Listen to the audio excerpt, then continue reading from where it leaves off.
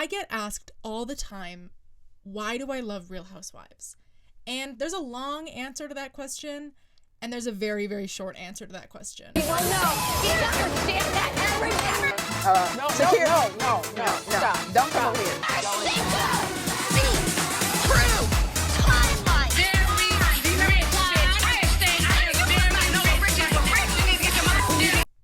I'm nosy, okay?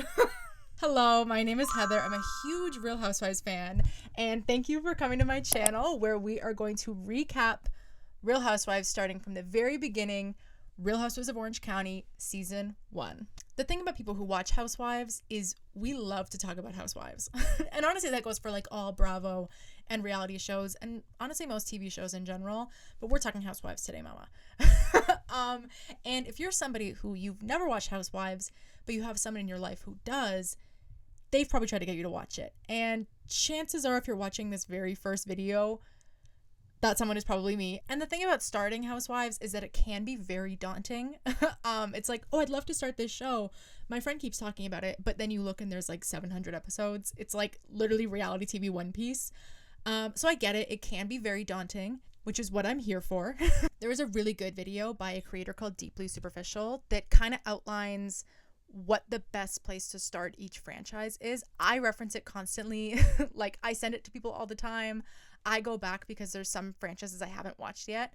Haven't watched Dallas, Miami, New Jersey, and I was watching Orange County, but I stopped it around season 7 so I could start this series. And I like to know like what the hot spots are. I haven't watched the RHONY reboot because in the summer I was walking past the bus shelter and it had an ad for it, and then I got stung by a wasp. So that was kind of like, okay, who's gonna answer for this? Who is gonna answer for this? And obviously also because it's boring as fuck, so I haven't watched it. So yeah, that's a really good video, and I will put it in the description because again, it is literally kind of like the Bible to me, because people do ask me like, oh, what's a good season to start? And I'm like, that question goes right over my head, because for me, like, mama, I'm starting from the beginning no matter what. I need every morsel of context. I need every atom, every molecule of context I can get. I need it. I have to watch it. I don't care if it's slop. I don't care if it's boring. I am seated. I'm glued to my chair. So I'm going to be glued to my chair so that you don't have to be. So before we get started, I just want to give a couple of kind of disclaimers, if you can even call it that. Number one, this season is very different than what we come to know and expect from Real Housewives. It lays a lot of the foundation for the tropes of the show, the style of the show, but it is very different. And it is very easy to call the humble season 1 Orange County boring or whatever, because in retrospect, now in the contemporary era, we've seen Aviva Drescher throw her leg. We've seen reality Von Tees. We've seen dinners, lunches, brunches, tea parties, boat rides, vacations from hell, that it's very easy to look at this and call it boring. So just have a bit of an open mind. We will talk a little bit about the history of the show as well. Okay, so number 2, and this is kind of more of like a general disclaimer about the show. If you are thinking of watching, I kind of just want to like, you know, forewarned is forearmed. This season was filmed in 2005 and aired in 2006. So the standard for what was okay to say then on TV is somewhat different than what it is now. So just kind of like, if you are thinking of watching the show, it is a product of its time.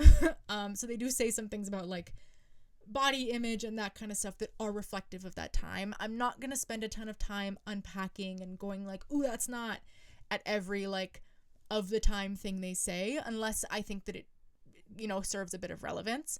So just keep that in mind if you are thinking of watching the show. Okay, and finally, this one I would hope goes without saying, but I'm gonna say it anyways. The beauty about Real Housewives is everybody has their own opinions on things, and this is my video, so these are my opinions. If you disagree, you're more than welcome to give your opinion, but just be nice about it. There's no reason to be an asshole. And if you're somebody who came on my video to tell me that Real Housewives is stupid, then you're nosy. You are nosy. What are you doing here? Like, so yeah, the long and short of it, sit back, relax, be nice to me. I'm a Pisces. It's my first video. Thank you. Have fun. Get yourself a drink, maybe some water, Vita tequila, rosé, Pinot Grigio, Skinny Girl margarita, Belvedere and soda, 3 lemons, carcass out, served in a short glass, dirty martini with blue cheese stuffed olives, whatever tickles your fancy, mama. let's get into it. Not to stop you in your tracks one more time, but before we get into the pilot, I will give a little bit of background about the show, and I will give that throughout the pilot because I do think some of it's really important and actually really funny and interesting to me. And the history of the show actually will directly tie into the first woman who we meet, who we'll get to in a second.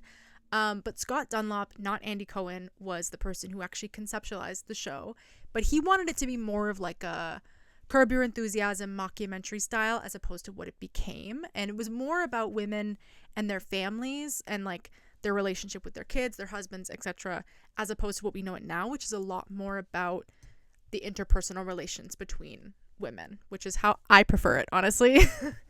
And so Scott Dunlop was at a dinner party one day in 1997, and everybody around him was just, they were talking about getting their kids into college and what the best cleaning services were. And he kind of was like, there's no humor in this place. Like, what the hell is going on? So he had this idea to make kind of a comedy style documentary reality TV show similar to something like Curb Your Enthusiasm that was more improv based and people played characters.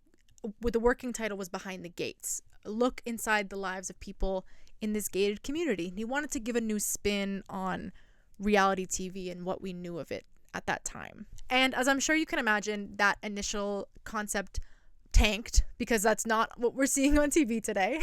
But he'd put out an ad in the Orange County Register looking for participants to be a part of the show. And with that being said, let's get into it.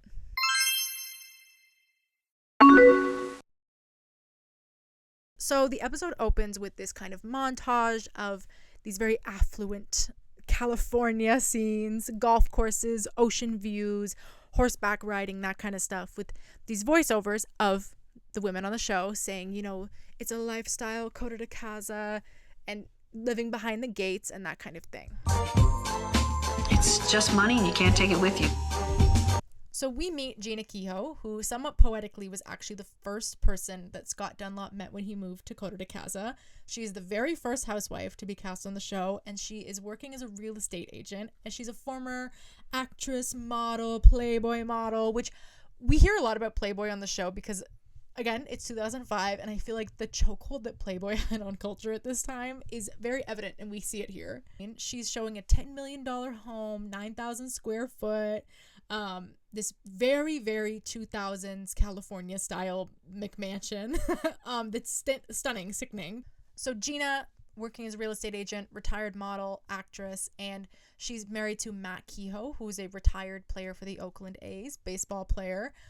Somewhat important detail. And she makes kind of an insane comment about how his mom actually picked her out of all his girlfriends for her genetics, because his mom thought that she had like the right genes to make like great kids, which is just like, okay. My husband and his mother picked me out of several of his girlfriends because they thought I had the right build for their genetics. And they have three kids together. They have Colton, who's 13 years old, Cara, who's 16 years old, and Shane, who is 18 years old. And I just want to say right out the gate, you cannot tell me that is an 18-year-old. That is a 27-year-old. People always say like, oh, like people looked so much older in the 90s. Like, what the hell? Like, oh, like people don't look like grown-ups the way they used to. And normally I'd call bullshit on that. But when I look at Shane Keough, I'm like, that is a 45-year-old man. That is a grown man. And I'm just going to say it. Jeana has some badass kids. These kids are spoiled rotten, mama. And we kind of see that immediately because she's talking about Shane, her oldest son, and how he was given a silver Mercedes and he was driving it around one day and some random guy was like, that's a girl's car. And then we immediately see Cara, his younger sister, driving the car. And Cara is bitching about how she gets the hand-me-downs from her brother and she wants a new car because the window switch on her car is broken. She's having an absolute meltdown. Also, her name is spelled Cara, like Cara, the group. So we immediately see them shopping for a new car, and Cara says, like, that's how we show each other we love each other in our family, is through shopping. So they're very spoiled, materialistic. Like, we're kind of immediately getting a sense of who these people are. I actually do have one more disclaimer I need to give. I have one more disclaimer I have to give, and this is before I get into the next woman, and more specifically, her fiance. if you're from Bravo, affiliated with Bravo or the show, maybe you're a housewife, former housewife, friend of a friend of a friend of a former housewife, and I say something nasty and rude about you that you don't like, I'm a big fan of your work. Clearly, I continue to give you money and support through my viewership, and I probably will until either I die or the show goes off the air. So I can't hate you that much. So don't come down on me with any paperwork or anything. So with that out of the way, the next woman we meet is actually the last woman who was cast on the show, and we'll get into that in a second. But it is the 24-year-old Jo De La Rosa and her 36-year-old fiance, Slade Smiley. He's pretty much keeping me. And Jo is the soon-to-be stepmom of the two kids that Slade shares custody of from two different marriages. Again, we'll get into it. So then Jo says that Slade basically expects her to be staying at home, looking after the house, looking after the kids, cleaning, and having dinner on the table when he gets home, even though she can't cook. So, and Slade, I'm just going to come right out and say it, and if I say it once, I'm going to say it 50 more times. He's such a loser. He's such a loser to me, and I'm sorry. Don't hit me with a lawsuit, Slade Smiley. So Slade works a 7-figure job that no matter how many times they repeat it throughout the show, I'm never going to remember what it is. But he works a 7-figure job, and she says that initially she really wanted to work as well, but he doesn't want her to work. He wants her to enjoy this life. And we see her looking so bored, like incredibly bored, like to the point where it's bleak. Everyone thinks they want to live the life. Everyone thinks they want the cars and the houses and the bling and the whole shebang. And it might be a little different story once you actually get it. It gets kind of lonely around here. Hey. Hi, how are you? I'm just sitting. How Jo ended up getting on the show was actually because Scott Dunlap was emceeing a fundraiser in Kodo and mentioned the show, like mentioned that, oh, like I'm doing this show, and it was immediately approached by Slade Smiley, who could smell his 15 minutes of fame and really wanted to be on the show, which we can tell. Trust me, we can tell. He really wanted to be on the show, and they sort of were like, yeah, that's really cool. We'll talk to your girlfriend about that, because they'd kind of decided that was going to be more what the show was going to be about. And Slade will tell people that he paid $2,500 to get on the show, when that's just not the case. So 85% of the women around here have had breast implants. So the next woman we meet is Kimberly Bryant, who moved to Coto de Casa from Baltimore with her husband Scott and their two kids, Travis and Bianca. And we see her talk about like image in Kodo and how important image and appearance is, and this notion of like being a trophy wife. And we see her doing Pilates and all this stuff, and she talks about how 85% of the women in Kodo have breast implants, and she does, and they are, you'll notice, trust me. Go ahead and stand. I went from a 32A to a 32D, and most women I spoke to wish they had gone bigger. Kimberly, like, she really wanted to be on the show, which is really interesting, because they do say in Not All Diamonds and Rosé that she actually, as the show production started to go on, it kind of ended up being not what she really expected. So I noticed when I was making my notes for this, I was like, I feel like I'm not saying a lot about her. Maybe it seems like it comes off like she's really boring. And then when I read that again, I was like, oh, yeah, that makes sense. And we'll get to sort of what one of the things she was going through during the filming is when we get to that. I don't want to get old.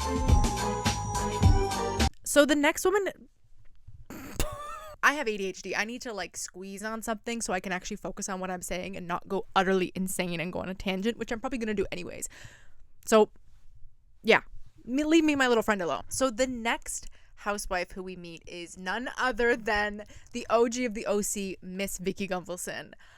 When I tell you that Vicki Gunvalson's first scene on the show is like genuinely a masterclass in introducing a character, like in my humble opinion, I'm no expert, but in my humble opinion, like the way she's introduced really, and I know I'm hyping it up, but it really communicates so much of her personality and like everything we need to know about her right out the gate, because she's someone who is so neurotic and controlling. And we kind of immediately get that. Hi, Kathy, Vicki, Gunvalson. Just wanted to follow up with you regarding midget. Mom. Mom. What? My appointment's in 3 minutes. You know what? You're gonna be late. Oh, can you come with me?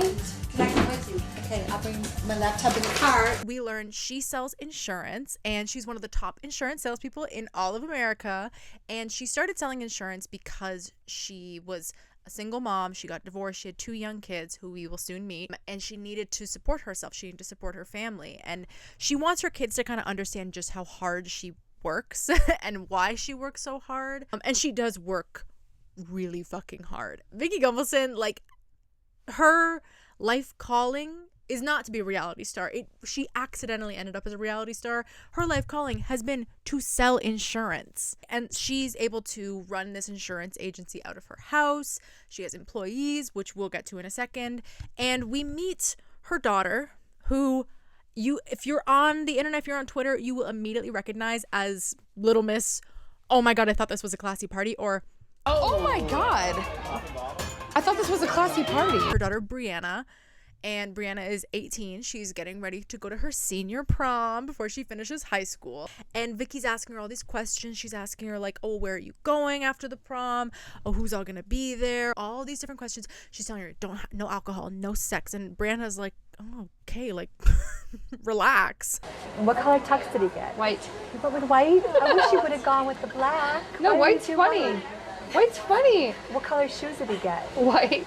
Oh, Brianna's gonna look like a popsicle. Oh my God. That's so funny. Oh, it's so funny. No, I don't like that. I think we need to switch it to black. So are you sure you're curling this right? Yeah. Vicky is somebody who longs for control.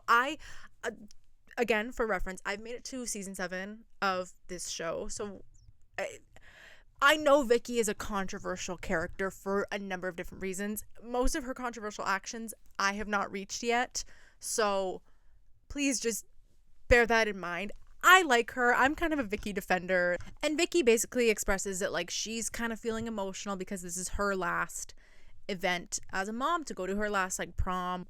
You could argue either which way about whether that's, like, living too vicariously through your kids. I don't think so. I mean, I think that's, like, kind of a normal thing to feel some type of attachment to, because, like, parents do like these types of things. It's part of growing up, part of raising your kids. So in addition to Brianna, Vicky also has a son named Michael, who's a year older, who's in universities at his first year of college. Sorry, they're American. I'm not.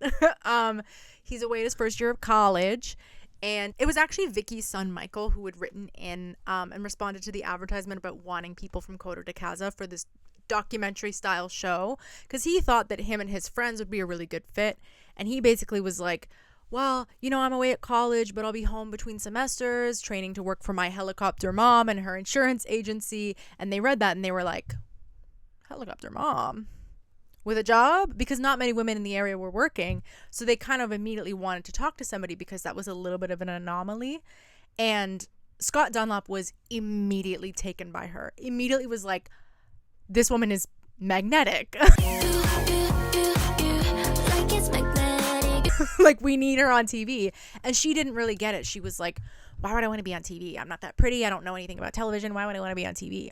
And they had to basically convince her to be on this show. And apparently filming with her was kind of hard because she just wanted to fucking sell insurance.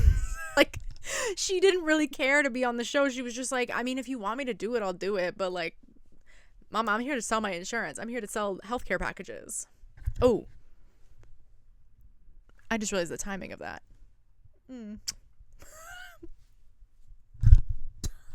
We do have one more woman who we have to meet, but we will get to her. Don't worry. I have not forgotten. The show is not forgotten. But we do go back to Jeana and her kids, and she talks a bit more about, like, sports in the family. And she says, she's like, you know, we always kind of wanted one boy, one girl. It was always the boy was going to play baseball. And she makes another comment about the genetics. After we had Shane and we had Cara, we had our boy and a girl, and we're like, oh, look at that genetics. How can you resist? Let's just try for one more boy. So she says, she's like, it was always planned that the boys were going to play baseball like their dad, like their grandfather. But Cara, her daughter, didn't pick volleyball up fast enough. So she's like, I want her to, you know, become a doctor or a lawyer or something, which I do feel like there's something kind of, like, gendered about that, of like, oh, we want the boys to play baseball, but you need to go be a doctor. Like, okay. But she does say, she's like, And this is a sentiment we see not just expressed in this season of this franchise, but something that's kind of expressed like throughout the course of the entire dynasty of Real Housewives, is like mother daughter, like the mom not wanting the daughter to go through what she went through. And Jeana talks about, she's like, I don't want Cara to even think about getting married until she's like 30. I don't want her to do what I did and get married super young, which is understandable, but mama, a doctor or a lawyer? When I say that there is a long answer to what I love about Real Housewives, I could do an entire video on that. But it's funny because I'd always thought, me as a sociology student, sociology graduate, thank you, I'd always thought I was reading too much into the show when I was really interested in like the themes of like class, like social class, economic class, race, sexuality, gender, like motherhood, female friendship, the relationships between even these women and their mothers. Like all that stuff was so fascinating to me. And like, again, what I love about Real Housewives, the long answer, I could go on. But reading Not All Diamonds and Rosé, that was something that was always kind of like on the table about the show. That was always something that was very openly discussed among early viewers and among production, was this kind of anthropological, sociological element of the show, which was very, very, very vindicating and affirming for me. Literally like a when your wife thinks she's the fucking coach moment. Like, yeah, come on. So while Jeana is watching Cara play volleyball, we see Matt, her husband, watching Shane play baseball.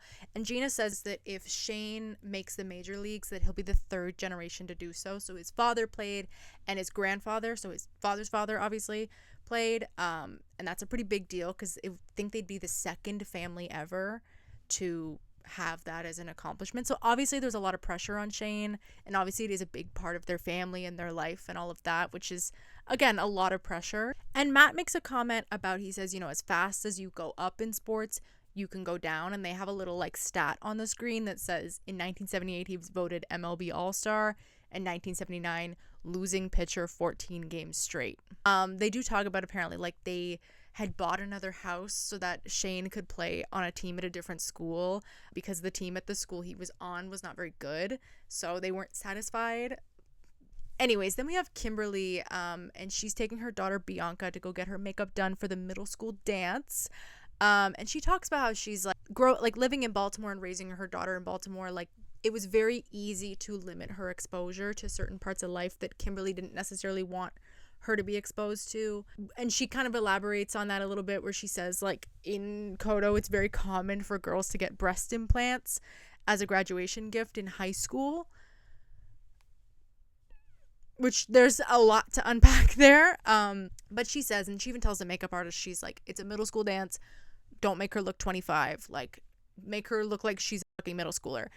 And she says, she's like, if Bianca wants to get breast implants when she's 40 years old, having a midlife crisis like I did, that's her prerogative, but I don't want her even thinking about that. I want her to live enough of her life without worrying about that, which is actually really nice. Like Kimberly does seem like a really good mom. Like she wants her daughter to have a pretty normal life given where they live, and that seems to be a priority for her, which is really nice because as we've seen with other kids, they're very spoiled. So, but we see Bianca and her friends getting ready for the dance, and she makes a comment about, she's like, a lot of the other girls, she's like, my dress was about $200, but a lot of the other girls, their dresses were more expensive. So like, oh, that's really pretty. Let me see it. I think my dress cost about $200, and I think other people spend a little bit more. Obviously, even at that age, like money and that kind of thing is something that's like being talked about, which might be what Kimberly meant when she said it's kind of hard to keep your kid kind of sheltered from certain aspects of life here in Kodo. They're going from looking like they're maybe 11, 12 to 25. There's one girl here who literally, hair and dress is giving Elsa, like Elsa from Frozen, like let it go, Elsa. And then in that we transition into Brianna's pre-prom party where everybody's, dressed all fancy, kind of the same thing. She tries to live through me, like the whole experience of the time of my life right now. She like wants to be like in everything with me. Oh, that's enough. Vicki kind of is giving Regina George's mom, like just the blonde hair and all of this. And like, I understand Vicki to an extent. especially because she is like pretty young. Everybody looks like a vision of 2000s fashion, 2000s realness. Oh me, oh my. Oh me, oh my. And Vicki says in Kodo, nothing is little, everything is grand. So I got this big white stretch limo. Everybody's all glitzed and glams for the gods. So we're back with Joe and Slade, and Slade says, you know, I love spending time with my boys. It's the best time of my day with his kids. And while he's spending time with his kids, Joe and her friends are getting ready to go out, and Joe's friends are like, yay, I'm so glad you finally decided to come out with us. Like, finally, we haven't seen you in forever. I just wish she wanted to spend more time with us together as a family. I love Slade, but the more time that I spend with my friends, the more I start to realize how much I miss them. I'm not gonna lie, this is probably gonna be the plot characters, whatever you want to call it, that I'm going to discuss the most, because this is like very riveting and sad, and it just pisses me the fuck off. And I know people ran that like she should have been at the club meme into the ground, but I've never seen a more clear example of she should have been at the club. She should be at the club. I would love to see Joe step up and become that housewife that I've kind of dreamed of. I'm no relationship guru by any means, but this 36-year-old man wants this 24-year-old that he's not even married to step up and take care of the kids and be this housewife that I've always dreamed of.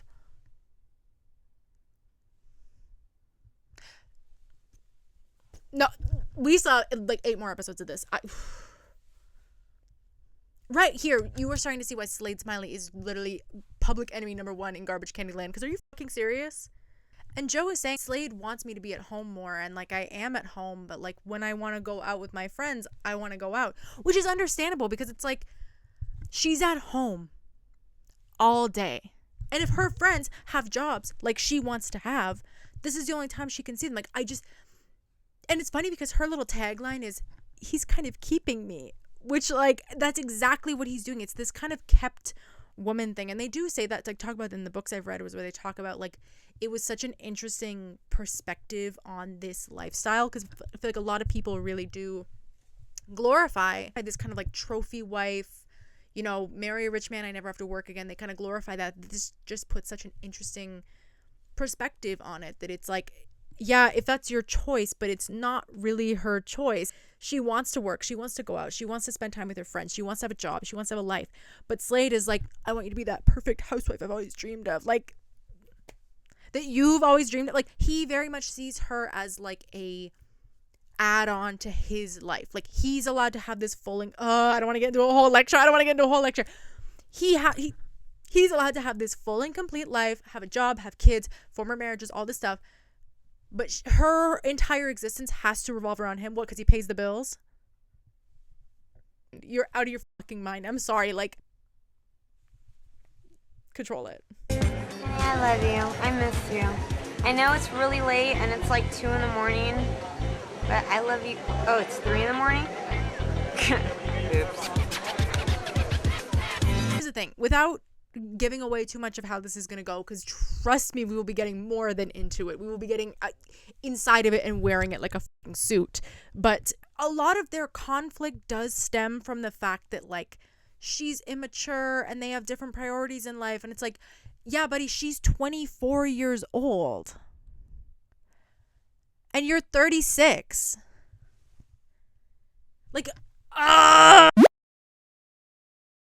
we're back at Vicki's home insurance agency, home office, whatever you call it. And her daughter's coming in. She's talking about, you know, they're planning for graduation. And she's talking about how they've invited Brianna's biological father, who she says she doesn't really have that much of a relationship with. And that Vicki is kind of both mom and dad to her because of just how much of a role she's taken on. And again, she doesn't have that much of a relationship with her dad. And while we're in Vicki's home office, we are introduced to the final piece of the puzzle, Lauri Waring. I don't really know how to say her last name. I don't think they ever really say it. Lauri Waring. Lauri. We're introduced to Lauri. And Lauri is one of Vicki's employees. Are the police involved?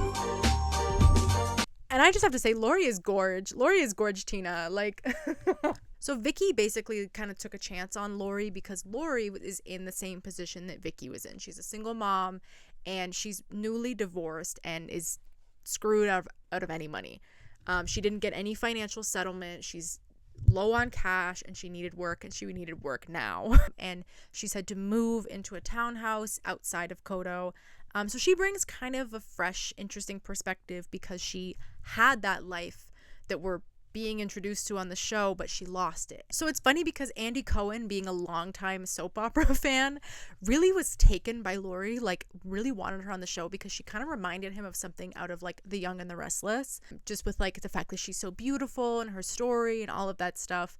And it is interesting because there was a little bit of kind of like, not pushback, but they were kind of debating having her on the show just because like she's single and she doesn't live in Kodo. Like the whole point of the show is to show these married women in Kodo and their families.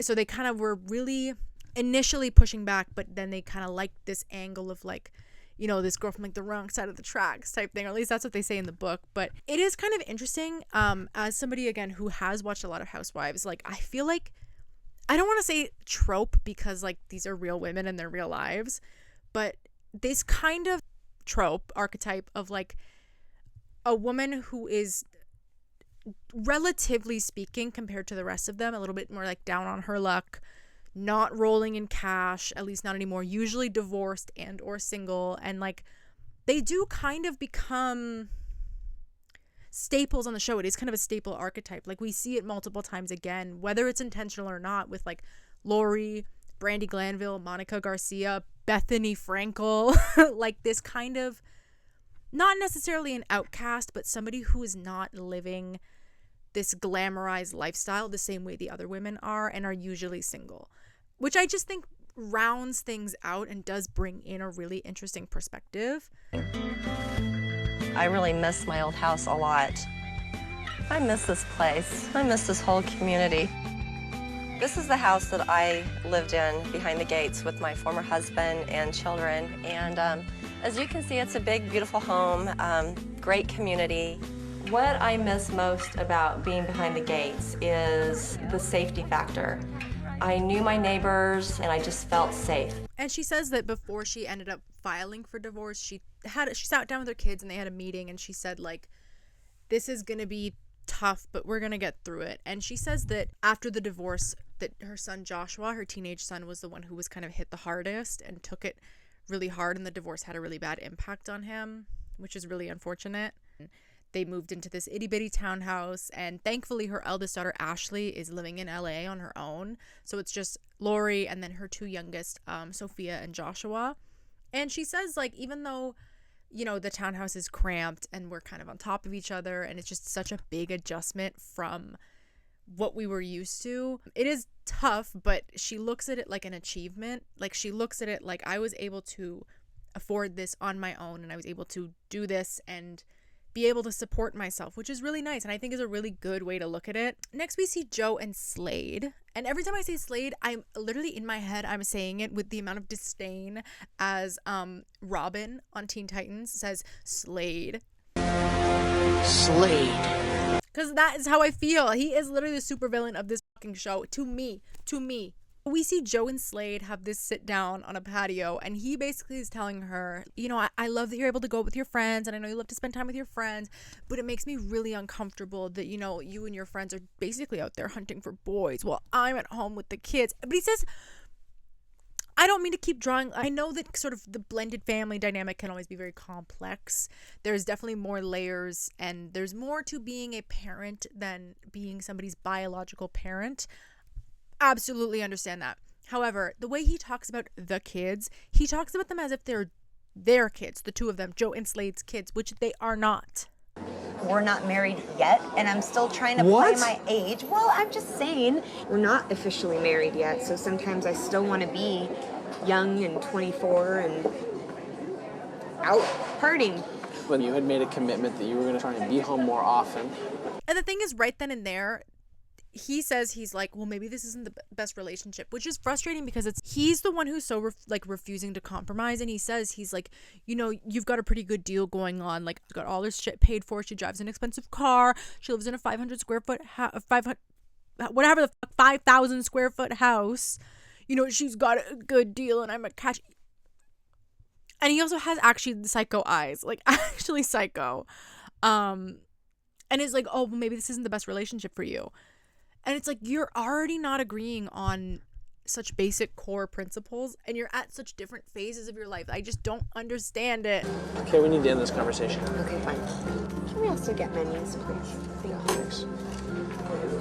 So back at the Keough household, it is draft day. It's the first day of the drafts. Apparently it's a 3-day process and they're basically going to find out if Shane made the draft or not. And Cara says she's like, I don't want to be anywhere near this room because this is deciding the rest of his life basically. And if this doesn't go well, I don't want to be around. Which, yeah, fair. Jeana says that Shane, school's not really a priority for him. And so he is not really in a good position for the draft. And after the first day, his name is not seen. Day 1 of drafts, it's not going well. It's not looking good for Shane Keough, especially considering the lineage. Like, there's just a lot riding on it. Jeana says that Shane had no plans of going to college because he just thought he was going to get drafted right out of high school and was going to play, but things aren't going so well because he didn't get enough playing time because his grades weren't good. So he's not quite fucked, but it's not looking promising. Let's just say that. Maybe 6 or 7 Eastern time. See, it's out in New York. Interesting.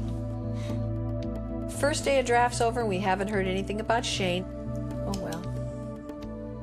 Knowing the lineage and the gene pool I've been in, if I didn't make it, it would just be like, well, that was a waste of 18 years of playing baseball.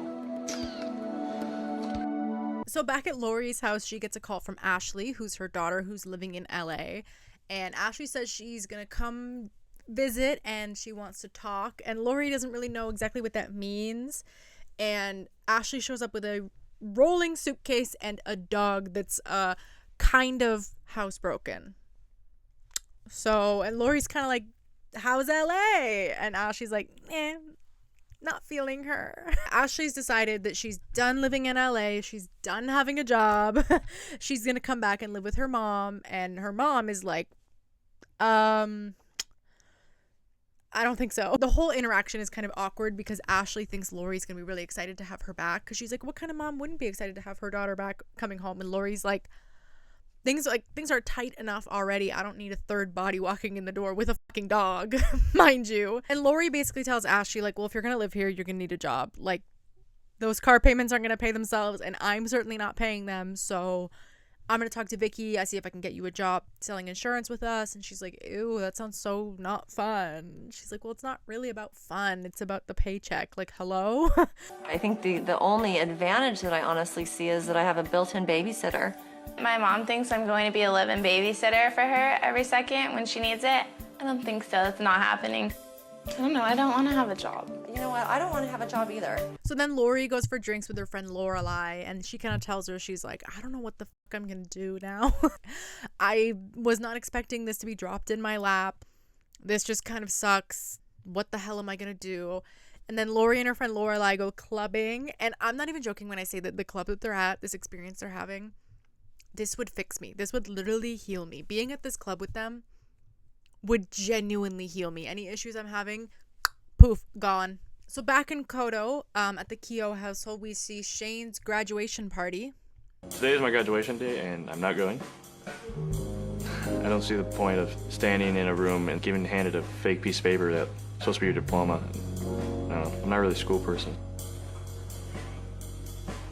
Which is him watching TV with no shirt on and hanging out in the pool. Gina's not even going to be there because she said she has some fundraising thing that was already on the books that couldn't be moved. So it's a non-event, if you will, in the Keough household, which is like to each their own, but that's kind of sad to me. I don't know. Like, that is kind of a big day. So while Shane Keough is having his solo graduation party for one in the pool at his house, Vicki down the road is having Brianna's graduation party, and she's flown in her ex-husband, Brianna's biological father, Michael Sr., and her son, Michael, who we're meeting for the first time. The reason that she's on the show, thank you.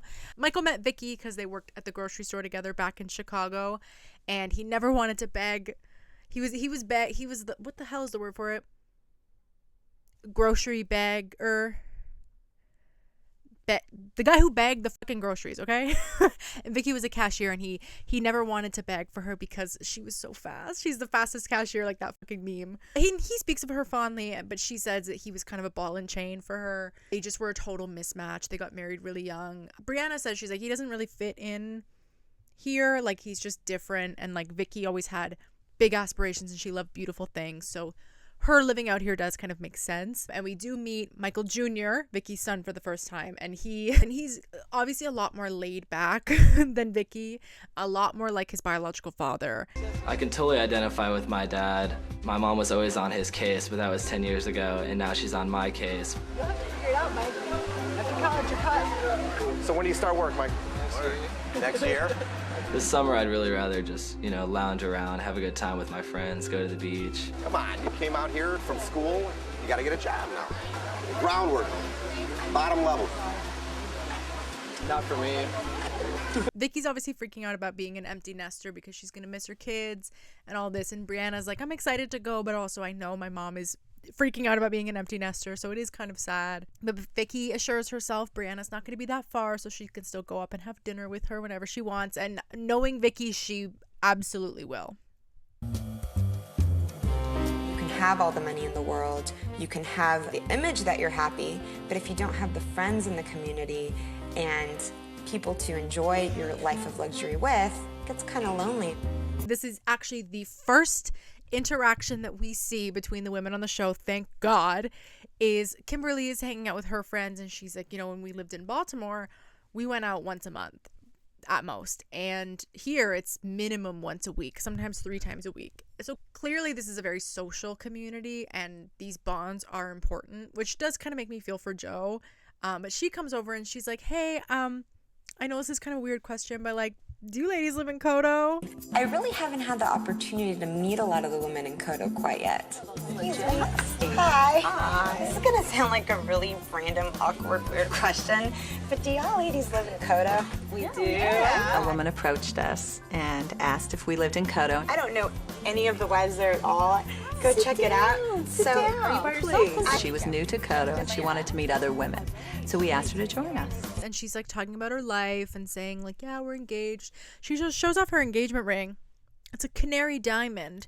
And all the ladies are fucking gagged. They're gagging for this ring. And she's like, I didn't really know what a canary diamond was when we got engaged. Like, apparently it's really rare. Apparently it's really expensive. And she says that Slade actually proposed to her on New Year's Eve, which is like, here's the attention you ordered. Like, I don't know. Again, I'm no relationship guru. I'm not going to knock anybody else's life, but New Year's proposal? Are you crazy? And Jo's basically sitting there like, oh, we needed this. I needed this. I needed to get out of the house. And she explains, I was working in the mortgage industry. That's how I met Slade. And then now I'm not working. Yada, yada, yada. And this woman at the table, she goes, is that what you wanted or is that what he wanted? Gag. And then Jo goes, you know what?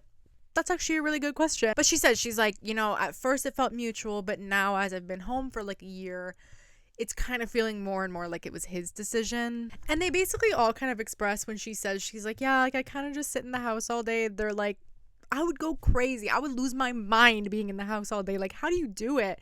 And she asked him, she's like, do you work? And Kimberly's like, I never had to answer to anybody else financially because I had a job, and then when I had kids, it kind of made sense for me to stay home. So I can't imagine being in the situation that you're in. Like, I would go out of my fucking mind. And Jo says, she's like, yeah, I had my own goals and all this, but now I'm just sort of at home cleaning and fluffing pillows all day. Like, it's not very fulfilling. Which, like, my thing, I mean, he says he wants her to be at home cleaning the house all day. I'm like, how dirty can the house be that she has to spend the entire day every single day cleaning the house? That's what I don't get. But anyways, Kimberly says, she's like, yeah, like I was kind of going crazy at first. It is a huge adjustment going from having a job to being at the house all day, that I kind of started to find, okay, how can I fill my time? Like, let me go mountain biking. Let me do this. Let me go to Pilates. She says, she's like, let me get on some sexy lingerie and come up with a little dance for my husband. And Jo's like, wait, I like that last one. It's tough because I've been retired for 13 years. Nobody asks me what I used to do. You're at a cocktail party, it like goes dead on somebody's face and they walk away when you're in your late 20s and you're not working. And that's the problem that we're having, is the fact that I did have big goals, I have big dreams, and all of a sudden I meet this man, he gives me this life, and now I'm at home cleaning up the house and fluffing pillows during the day because I don't do anything else. Anyways, back at the Keough household, Shane has been drafted. Yay! He was the 36th round, which seems like it's like, yay, he got drafted, but like we could have done better than 36 rounds. And Jeana says, she's like, you know, because his grades weren't good, he didn't get a lot of playing time, like I mentioned. So instead of being drafted in the top 5 rounds, which he realistically should have been, he was drafted at the 36th round. So they're happy that he got drafted, but a little bit disappointed because the results are like pretty mid. But yay. And Shane again is breathing through his fucking mouth. So per Kimberly's advice, we see Jo at home. She's again talking about how bored she is. There's kind of not really much to do. We see her again looking bored as shit. But as per Kimberly's advice, she pours herself a big gaboon of wine and gets to putting on some outfits and doing a little dance for Slade. And she puts on a pink feather boa and kind of gives him a lap dance. And then they start kissing, and then he takes her top off. It's just like, okay, work. Like, what a way to close the episode. So that was the first episode, which kind of just serves to introduce these women and their families and their lives and that kind of thing. And I'm excited to see the rest of the episodes because I like them more than I like this episode. Yeah, that's that on that. Episode 2 opens with a kind of montage of, you know, Jo and Slade and Vicki and Jeana all talking about the rabbits in Kodo. They have a big rabbit problem. The rabbits come and tear up their lawn. And, you know, their flowers are all destroyed because of these rabbits. Shane, a.k.a. Elmer Fudd, who's apparently the rabbit guy in Kodo because people found out he hunted. He killed rabbits in their yard. He's going through their little gun closet. America. Point him down. Make sure you carry him down when you're walking so you don't shoot each other in the back if you trip.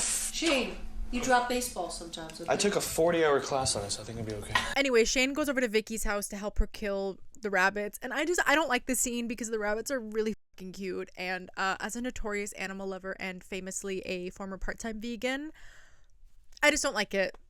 So, yeah. I guess he's like shooting them with it's like a pellet gun. I don't get it. I don't get it. Then we see my best friend in the whole world, Slade Smiley. When someone looks at me, they probably think I got it going on.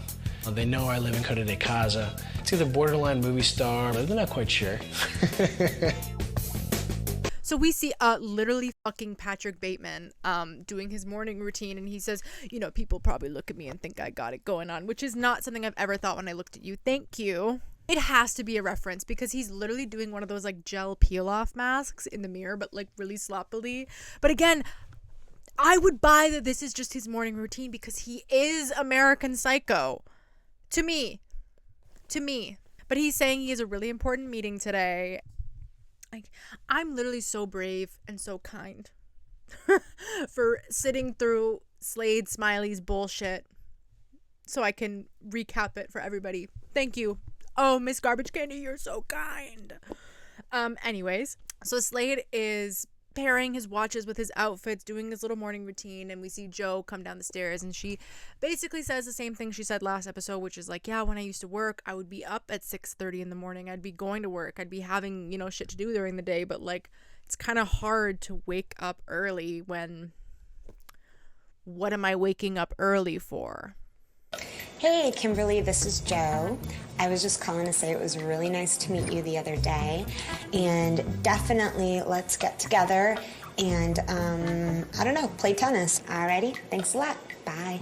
So Vicki is taking Brianna and all her cheer friends on a Mexican cruise. Yes, God. And this is the first we see of Vicki, who is somebody who not only works hard, but plays hard as well. Yes, God. And Brianna's excited because the drinking age is 18, so she can have a little Corona with her friends. Yeah, and Vicki just wants to treat them. She really needs a break from work, and she's excited because Lauri can hold down the fort a little bit for her. And even Brianna's a little gagged at Vicki on this trip. She's like, I was not expecting my mom to let loose like this. I thought she was going to be really controlling like she always is. And we see a montage of Vicki wearing a balloon hat and just being a silly, goofy queen like she is. Yeah, and she's telling Brianna, she's like, lick it, suck it, slam it, or whatever, but a tequila shot, like they're doing shots.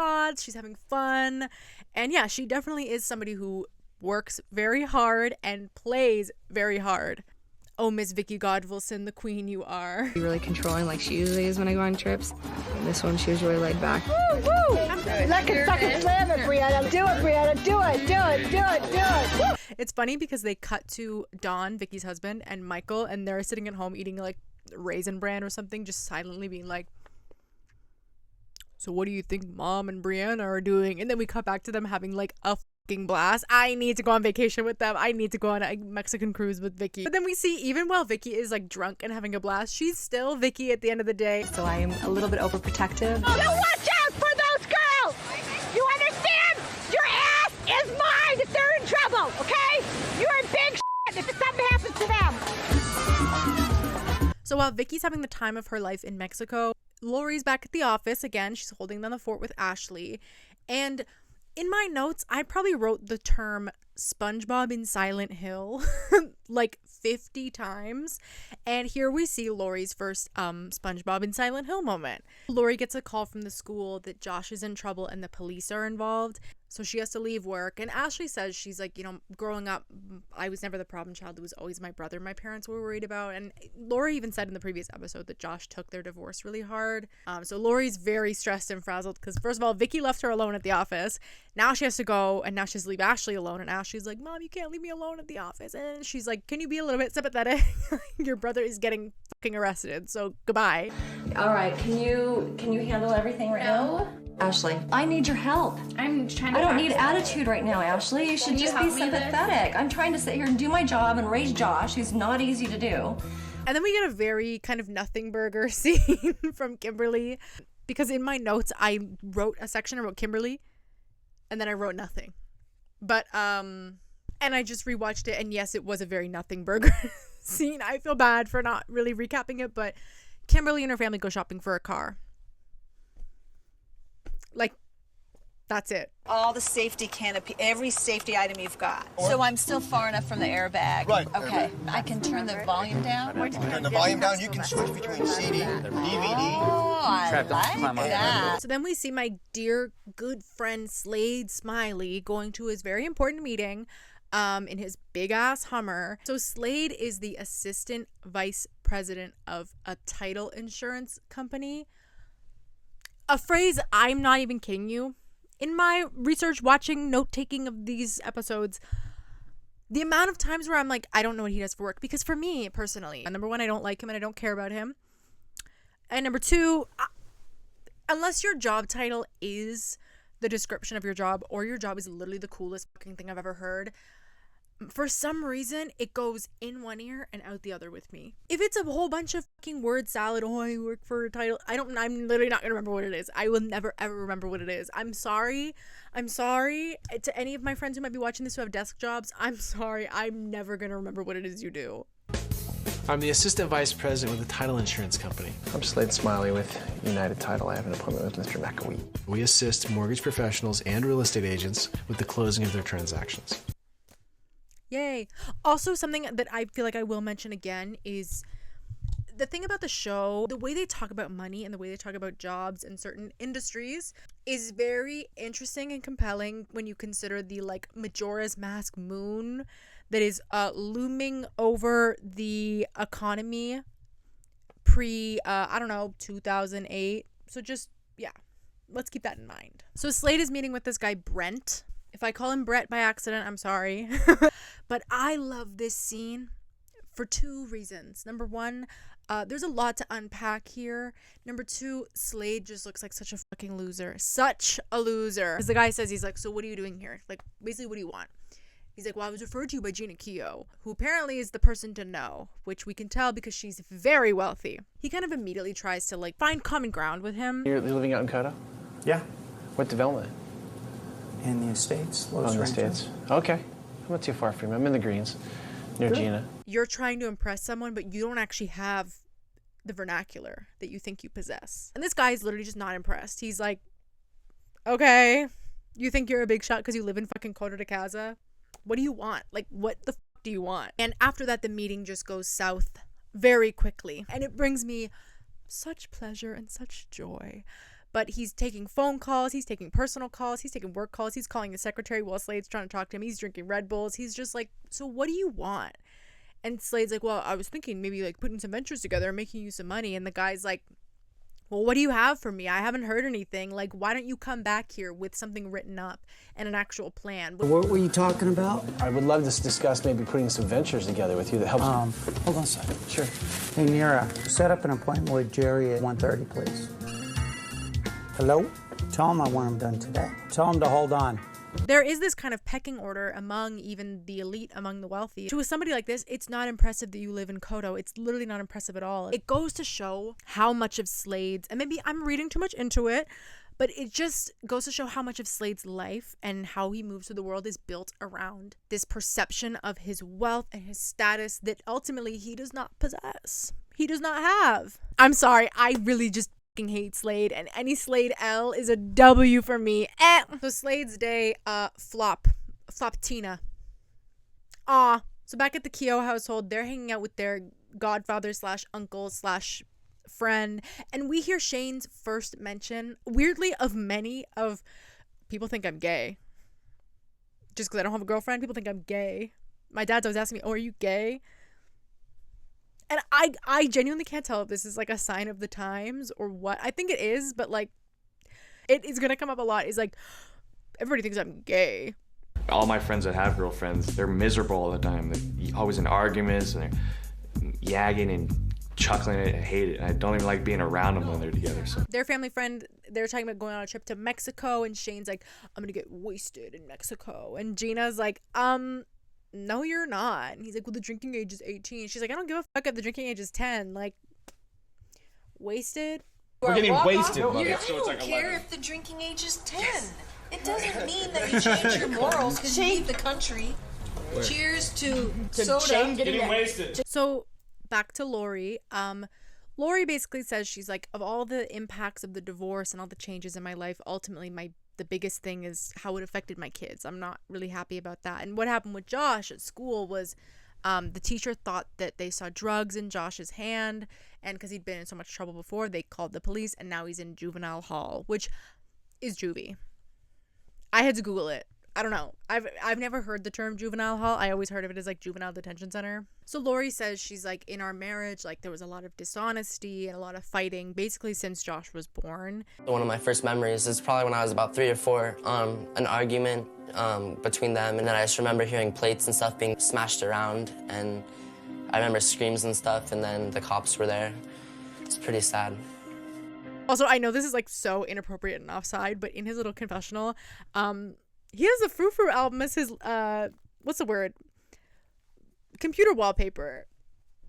I see you, taste. And Lauri says she's like, during this time, like my kids were seeing sides of our marriage that ultimately they probably shouldn't have been seeing. Like Josh would come home from school and I'd be in bed crying because of everything that was happening. Like her life was just kind of in shambles, even though they had all this nice stuff. They had this nice house. They had cleaning ladies. They had all this stuff. Everything sucked. And I heard a really loud fall. It was Joshua, and he had been drinking. He literally passed out on the stairwell. I didn't know if he was dead or what. So I took him into a hospital and tried to work through that problem, but that was just the first of many from there on out. And Josh says, he's like, I was really depressed and angry, and I was getting in a lot of trouble at school, and that's part of why they called the police when he was having issues even in this current moment in the show, is because of his issues that he'd had in the past, because he was a troublemaker and a bully and all of this stuff that they didn't know what was going to happen. And again, even with all the counseling and stuff, like Josh, then he started smoking pot, if you will, which again, because of the time, like that saying I started smoking pot is a very different connotation then than it is even now. And they went to drug counseling and all of this stuff. And even every time he got better, it kind of seemed like he was stuck in this loop of then it would start up again, and then he would go back to getting in trouble and all of this stuff, which is why he's now in juvenile hall, because there was kind of no more free passes, no more second chances, which again is just really sad. And then Lauri goes to visit Josh in juvenile hall, and she expresses just how much of a toll it's taking on her and how hard it is to like go to this environment and see your son in this environment. But she does feel confident that with all of this, that this is kind of the last line. After this, like, it's no more trouble, it's no more drugs. Like, this might be what he needs to get better. That's how Lauri feels about it, but it is just taking a huge toll on her. And I really feel bad for her. Like, right when you know, things were kind of on the up. She's doing well at work. She's got this house. Things are kind of on the down swing. To me, this is just something that I never thought that we would ever be going through. Never thought that this is something that would affect our family.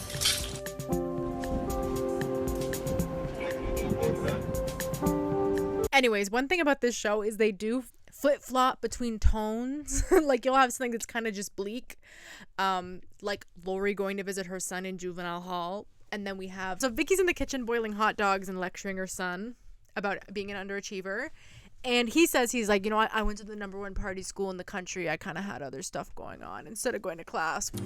Mike, you know what? If you want to live a nice life and drive a nice car and do all what you want to do in life, you got to work. So Brianna's working. She kind of gets it. I've had 4 jobs. This is Brianna's first job. And it all didn't last very long, did they? But it is, I'm not going to lie, it is kind of stressful to watch if you are somebody like me who is currently unemployed, that this kind of pre-recession Bush era upper middle class white family mentality that's like, the second you turn 18, like, you're on your own. Like, we're not supporting you anymore. Which is even weirder because they do have the resources to, but like, it's not for lack of money. Yeah, obviously, this is another thing that is kind of this sign of the times, but does stress me the out because I am currently unemployed. Thank you. Pause for applause. And Don does kind of put it a little less frantic than Vicky did, and he kind of explains it more as, we don't, like, living a life like this, we don't want our son to think that everything just comes on a silver platter. We want him to learn a work ethic, which to me was an explanation that resonated a lot more than Vicky being like, you need to get a job while she's cutting up some fucking hot dogs. Speaking of jobs, we're back with Slade and Joe, and he's telling Joe about the absolutely tankstagram meeting that he had. And he's saying, you know, the guy was kind of a dick. Like, if he wasn't worth billions of dollars, I would have walked out. He goes like this. Completely looks away from me, and I kind of glance up at what he's doing. He's reading his emails on the 90-inch plasma that's hanging over my head. How rude. And Slade's just generally pissed off about it because it is a huge opportunity. And I'm not about to sympathize with Slade. I'm sorry. I caught myself about to feel bad for him. No. You will not get me. You will not get me. Anyways, Joe's drinking a goblet of white wine as usual. And we find out also that Slade's job is 100% commission based. He has no salary. So like, if he doesn't make sales, whatever, he does not make money. So it's like, I guess it's a pretty high risk, high reward job because he clearly lives well. And he says he has 7 figures, but like, no salary. I don't know, maybe that's how some of these jobs work, but that's pretty fucking crazy to me. Slade is not about to let this guy go. He's not about to give up on the potential deal he could close with this guy. So he comes up with this brilliant idea that he's like, what I'm gonna do is I'm gonna try to run across this guy in Kodo, like catch him in the streets basically, to kind of like, I guess, endear himself to him and kind of show like, oh hey, like, people say we're alike. We say we got the same hair. Like, basically prove they have similar lifestyles and that I guess he can hang with the big dogs. Ultimately, just kind of a loser. I don't know. I want to figure out a way to come across this guy somewhere in Kodo. When he's away from the office, he's maybe with his family. Maybe we could push his kid into the pool and I could save him from drowning. I don't know. There's got to be something that we can do. There's something about him. It's like, to me, so much of this behavior reads as like, he just has something to prove. Like, he really has something to prove, whether it's to himself, whether it's to Joe, whether it's to this guy. I don't know. Been big on tough love, kind of. You gotta be strong-minded a little bit. I mean, you can't just be like a weak person because then you just kind of crumble up and fall apart. You suck. It's fun. We have a good time with it. So I've developed a stutter because I speak really fast when I talk sometimes because of Shane. I'm gonna have to drive this baby. Because like Shane always cuts me off, and so I talk faster, so he doesn't have time to cut me off. So we get a long ass scene. I literally wrote on my notes, Shane looks old AF and nothing else. So I had to go and dig and see what the hell was going on in this scene. Nothing interesting. Well, honestly, from my perspective, one thing, like I mentioned, that does differentiate this a little bit from later iterations of Housewives is we get a lot more solo scenes of the men and the kids, which is like, I'm sorry, I personally don't really care. That's just my opinion. But yeah, we get a lot more of that, which is something we don't really get in the later series. Thank God, except for rare occasions like... This is what you need to do. You need to stay out of women's business. You are causing problems. You are the only husband, boyfriend, fiance that gets involved in women's business. Yeah, a lot of the scenes that don't have the actual women in them, I'm sorry, but I'm not about to do that. Unless it's Slade, but that's just because I hate him. Anyway, Shane and his uncle go out drinking, and it's so fucking embarrassing to watch. I'm sorry, it is so fucking embarrassing. The dancing, the rubbing up, it's just the hitting on the girls. Ugh, I don't like it. And like I said, I don't enjoy when the men get too much screen time. I'm sorry. Like, women's stories matter. This does not matter to me. This does not matter to me. It's just not important. Moving on. So the episode ends with Vicki and Lauri talking about this insurance conference that they're going to, and they clearly have different priorities for the conference. Vicki's talking about, she's like, you know, it's a great opportunity to meet people. It's like she's very concerned about her number one passion in life, selling insurance, and Lauri's more concerned about the nightlife aspect, the meeting men aspect, the networking in that sense. And it is a bit awkward, and you can sense a bit of tension because Lauri's Vicki's employee at the end of the day, and she's sort of getting worried that she's a bit apprehensive, as she says, about the fact that Lauri's priorities don't seem to really be where Vicki's are. And Vicki's like, you know, it's kind of more than just nightlife and meeting men. Like, we're here to work. Vicki's the best to work with. She's a mom, so she understands when I need to leave to take care of the kids. Okay. I've got to go get Sophie right now anyway, so... Lori, we got so much to catch up on. just... If Lori doesn't get it, I'm going to have to make some real hard decisions. I can't keep carrying her anymore, and she needs to get fired up. So episode 3 starts with Vicki and Lauri in the home office at Vicki's house, and they're preparing for the $1 million convention. And she's feeling a bit inferior because she's like, Lauri's a beautiful girl. I want her to be successful, but like she does feel a bit inferior because Lauri's so pretty. So Lauri thinks it's a great idea to have someone come to the office/house and do Botox on them. Okay. Lori had told me that I need to get Botox, and she says, I do it all the time. I said, well, do I need it? She said, yes. Hello. And I'm a little nervous, but Lori says it doesn't hurt very bad. It only hurts for like the first 10 minutes, and I'm gonna try it. And this is actually Vicki's first time getting Botox. And also, nail moment, I love how much they love their like square acrylic nails. Square French tip acrylic nails, I should say. I've never had square nails. Don't look at them because I need a fill, actually. If you want me to get me a fill, I have PayPal. If you think I need a fill, I have PayPal. Sorry, I'm not going to do a close-up. But I've always been let's do it from back here. I've always been an oval/almond girly myself. I've never had square nails. So this has been making me, I literally had a dream once. When I was watching the show a lot, I had a dream that I got square French tip acrylic nails. And my nail lady was like, you never get square nails. And I was like, I know. And that's how I knew it was a dream. Don't you love it, what we women go through? I don't like it. I don't know if this is right. In Orange County, people just don't grow old. So Botox is one of those avenues to stay that way. And Vicki's kids are kind of looking on like, what the fuck is she doing? They're kind of embarrassed because she says they don't like when she tries to look too young. And Lauri says she doesn't want to look a day over 32. 32?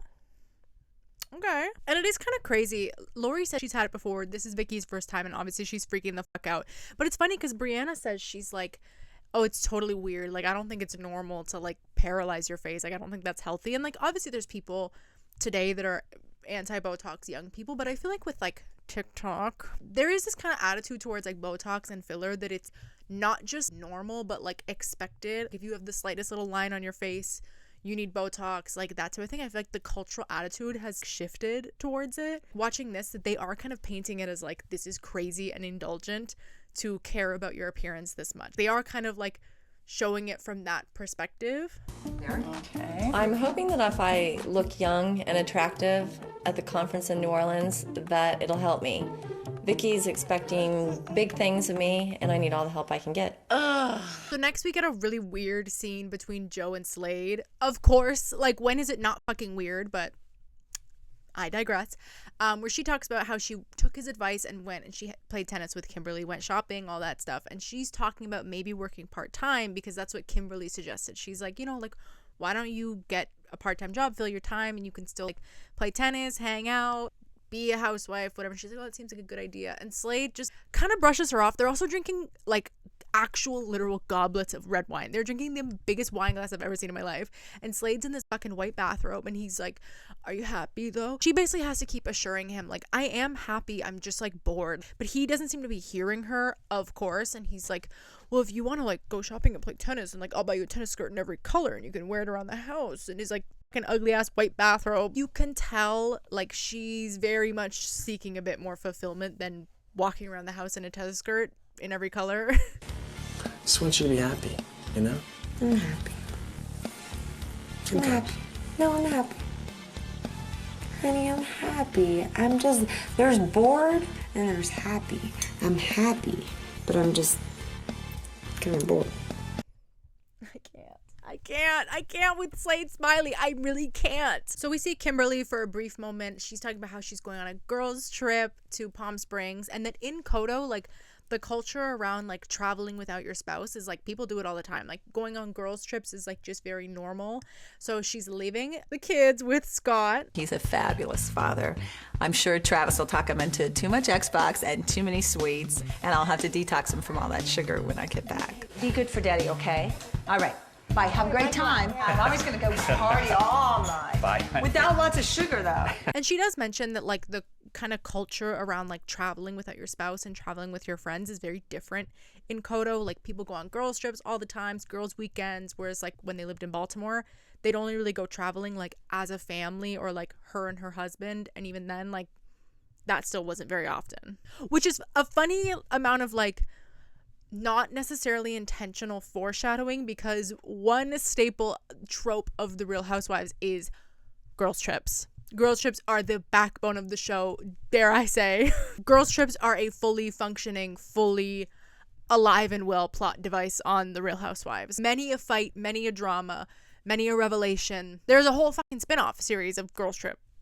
So yeah, the culture around girls trips among the wealthy, very, very strong. Need God, I see what you've done for others. So Jeana's son Shane was drafted by the Oakland A's, as we saw, but 1,000 people were drafted before him, which is like not really, I don't know, I'm just saying what she said, not really ideal. I don't know much about sports. But they kind of expected something better, and she did mention that in the last episode. So Jeana says he's not actually going to play baseball. He's going to go and find a junior college and hopefully get more playing time for a better draft position next season. Again, I'm not a sports expert. Baby, this is my sports. Real Housewives is my sports, okay? Sorry if I get the terminology wrong. We're going to Arizona with Shane, trying to decide on the college. I want to check the dorms at first. They're shitty. I'll just get an apartment or something. You're staying in the dorm your freshman year. Hell no. The yeah, you dorms have to experience the college experience. But yeah, this really seems to be like the out of town episode, because now Jeana, her husband, and then her sons, but not Cara, she's like, I don't need to go. You guys have fun. They're all going to go tour colleges in Arizona for Shane. So we're back to Slade. Yay! Everybody's so happy. We're back to him, and he's going to the equestrian center to ambush Brent, the guy from the meeting, with his kids. And he says, like sometimes you gotta, make big moves in business to try to land a big client. And if it requires me getting my whole family involved, then like so be it. This is actually something that I meant to mention a bit more of in his embarrassing meeting from episode 2, which was like, there's something kind of like non-linear about class, so to speak. And like, I like the way this show kind of comments on class in a really subtle way. Like if you pick up on it, it's there. Because Slade thinks that just by telling this guy like, oh, I have a house in Kodo, that like that's enough. Whereas this guy is like, you money. He's like, fuck you rich. Like that's not gonna impress him. And Slade thinks that like having this wife that stays at home, looks after the house, looks after the kids, whatever, is just another accomplishment. It's like another thing on his resume. It's like he wants a nice house, nice car, and like a doting hot wife, which is just like, so yeah, he just basically wants to go schmooze this guy and kind of show that like he can run with the big dogs, because that ultimately is like his driving force for everything. Is like he wants to be like the big man, the big businessman, like big house, hot wife, big checks, big fat checks, and like he wants to prove to this Brent guy that like he has that. He can run with the big dogs, like I've said. Like so he's showing up to the equestrian center acting like this is somewhere he comes all the time. Like Slade Smiley. Nice to see you. I think we had a meeting in your office. That's right. How you doing? Pretty good. Come here, Dicky. Small world. Yeah, it is. Do you live around here? Yeah, I'm Slade. Hi, Slade. I'm Cindy. So they're at the equestrian center and he's like, yeah, I should have brought my fiance. She really wants to get into riding horses and blah, blah, blah, blah, blah. And like the fuck of it all, the craziest part is that this weird plan he has works. And they're now going over and he says, you know, all the pressure's off me. So now the pressure's on Joe. And they're going over to Brent and his wife Cindy's house, which is a fucking compound, massive mansion, bigger, like huge. Makes Slade and Joe's house look like literally a garage. This is pretty. It's pretty. Honey? Yeah, baby. I feel really inadequate all of a sudden. There you go. This is like absolutely gorgeous. Brent and Cindy are giving Joe and Slade a tour of this absolute compound they live on, and they're getting custom tiles from Italy, hand-painted gold, same people who did Gianni Versace's pool. Like, that's the level of rich these people are. Crazy. Well, also, like, let's look at the timeline again and the, like, literal Majora's Mask moon economically that is about to come crashing down in, I don't know, 2008. So, like, maybe they might not be as rich come then. We can only hope. Again, I kind of wish I didn't have like a childlike concept of jobs because I need to know what the fuck this guy does for work, because like the ceilings of their home theater that they even have are painted by the same guy who painted the ceilings at Caesar's Palace. 24 karat gold in the pool. His wife Cindy, she's getting cubic zirconium fucking rims on her raised ass Hummer truck. Like, what industry is this, and is it too late for me to join? Is it too late for me to get into it? Also, is it evil? I feel like I should have asked that first. Are they hiring? And I'm like, why is there all this pretty white gate around everywhere? It's really bad. He's like, honey, it's an I didn't even know we had an equestrian center here. We call these Joe-isms. There are certain things that are obvious to the common folk. And Joe's from Peru. Aww. So many things escape her. And so Joe and Cindy are actually like really hitting it off. They're getting along. They're having great conversation, which is great for Slade. But then suddenly now he's calling her dumb. He's like, you know, we call these Joe-isms. And like basically kind of says like she's from Peru, which it's like, what does her being dumb have to do with her being from Peru? Also, what she said wasn't even really that dumb. He's so weird. I feel like I'm going to be so redundant and repetitive because every single time he's on screen, I'm going to find a way to say he's fucking weird. Anyways, so Vicki and Lauri are leaving for the insurance conference in New Orleans, and they're both, it's funny, this literally is like the Home Alone, everybody's out of town episode because Cara is at home. So we see Lauri, she's writing a list of rules for Ashley. She's saying like, I don't want any parties at the house. You can have people over, but like no parties. I don't want anybody sleeping over. Like it, and she's like, well, why not? Why can't I have anybody sleep over? And she's like, I don't want anybody in my fucking house, and there's just problems when that happens. I don't want parties, and I don't want anybody to sleep over. Nobody sleeps over, okay? You promise? Sure. Make sure Michael doesn't have anybody here with alcohol. I counted all the beers, I counted all the alcohol, no drinking. Okay. Can I trust you? Yes. Also, when Lauri's telling Ashley no parties, you can kind of tell, like, as soon as Lauri leaves, Ashley's gonna have a party. Like, you can kind of tell she's just like, okay, yeah, like, nobody's sleeping over, like, okay, work. Like, you could tell she's already, like, she's texting her friends under the table being like, party at my mom's townhouse. Honestly, Brianna's probably not even planning on having a party. She probably just wants to, like, turn the TV on, not have Vicki, like, on her ass about something. So we get to New Orleans and we meet Vicki's sister Lisa, who also sells insurance, and Vicki says that they're really close. Lisa's like one of her best friends, and Lauri made the flight, but her luggage got lost, and she's like, you know, it just kind of sucks. And then we got to Vicki. Lauri's luggage didn't arrive because Lauri didn't plan enough time. Our flight was at 7:20. At 7 o'clock, she's just arriving at the airport. She barely made the flight. I think she was the last person on, so therefore her luggage did not make it. As if Lauri herself was loading the fucking bags on the plane. Vicki and her sister are staying at like this gorgeous, fancy, expensive hotel, and Lauri's staying at, in Vicki's words, a lesser hotel because she couldn't afford the more expensive one. And Vicki was like, I'm not gonna pay for her hotel, which is like understandable to an extent, but also like you could have like stayed at least at the same hotel as her, not leave her in fucking Silent Hill. Great. Now the remote doesn't work. This is great.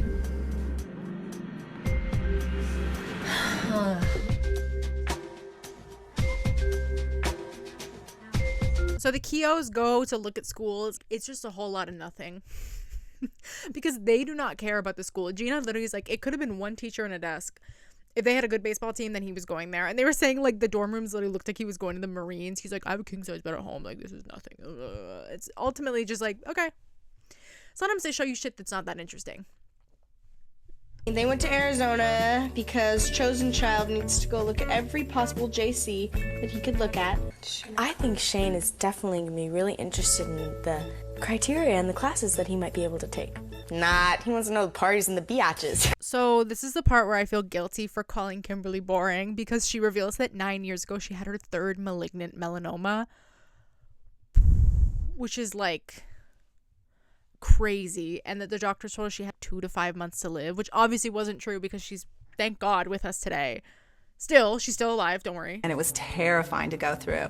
But facing that fear has really allowed me to have a much better attitude towards life. I live in the moment, I enjoy everything I do, and I'm not afraid of looking like a fool. Which I do think is like a nice message, and like, I've had health issues, obviously not to that extent, but like, it does kind of shift your perspective where it's like, wow, things really can change. So like, if you're watching this, take care of your health, live your life, live your truth, because you just never know. You literally just never know.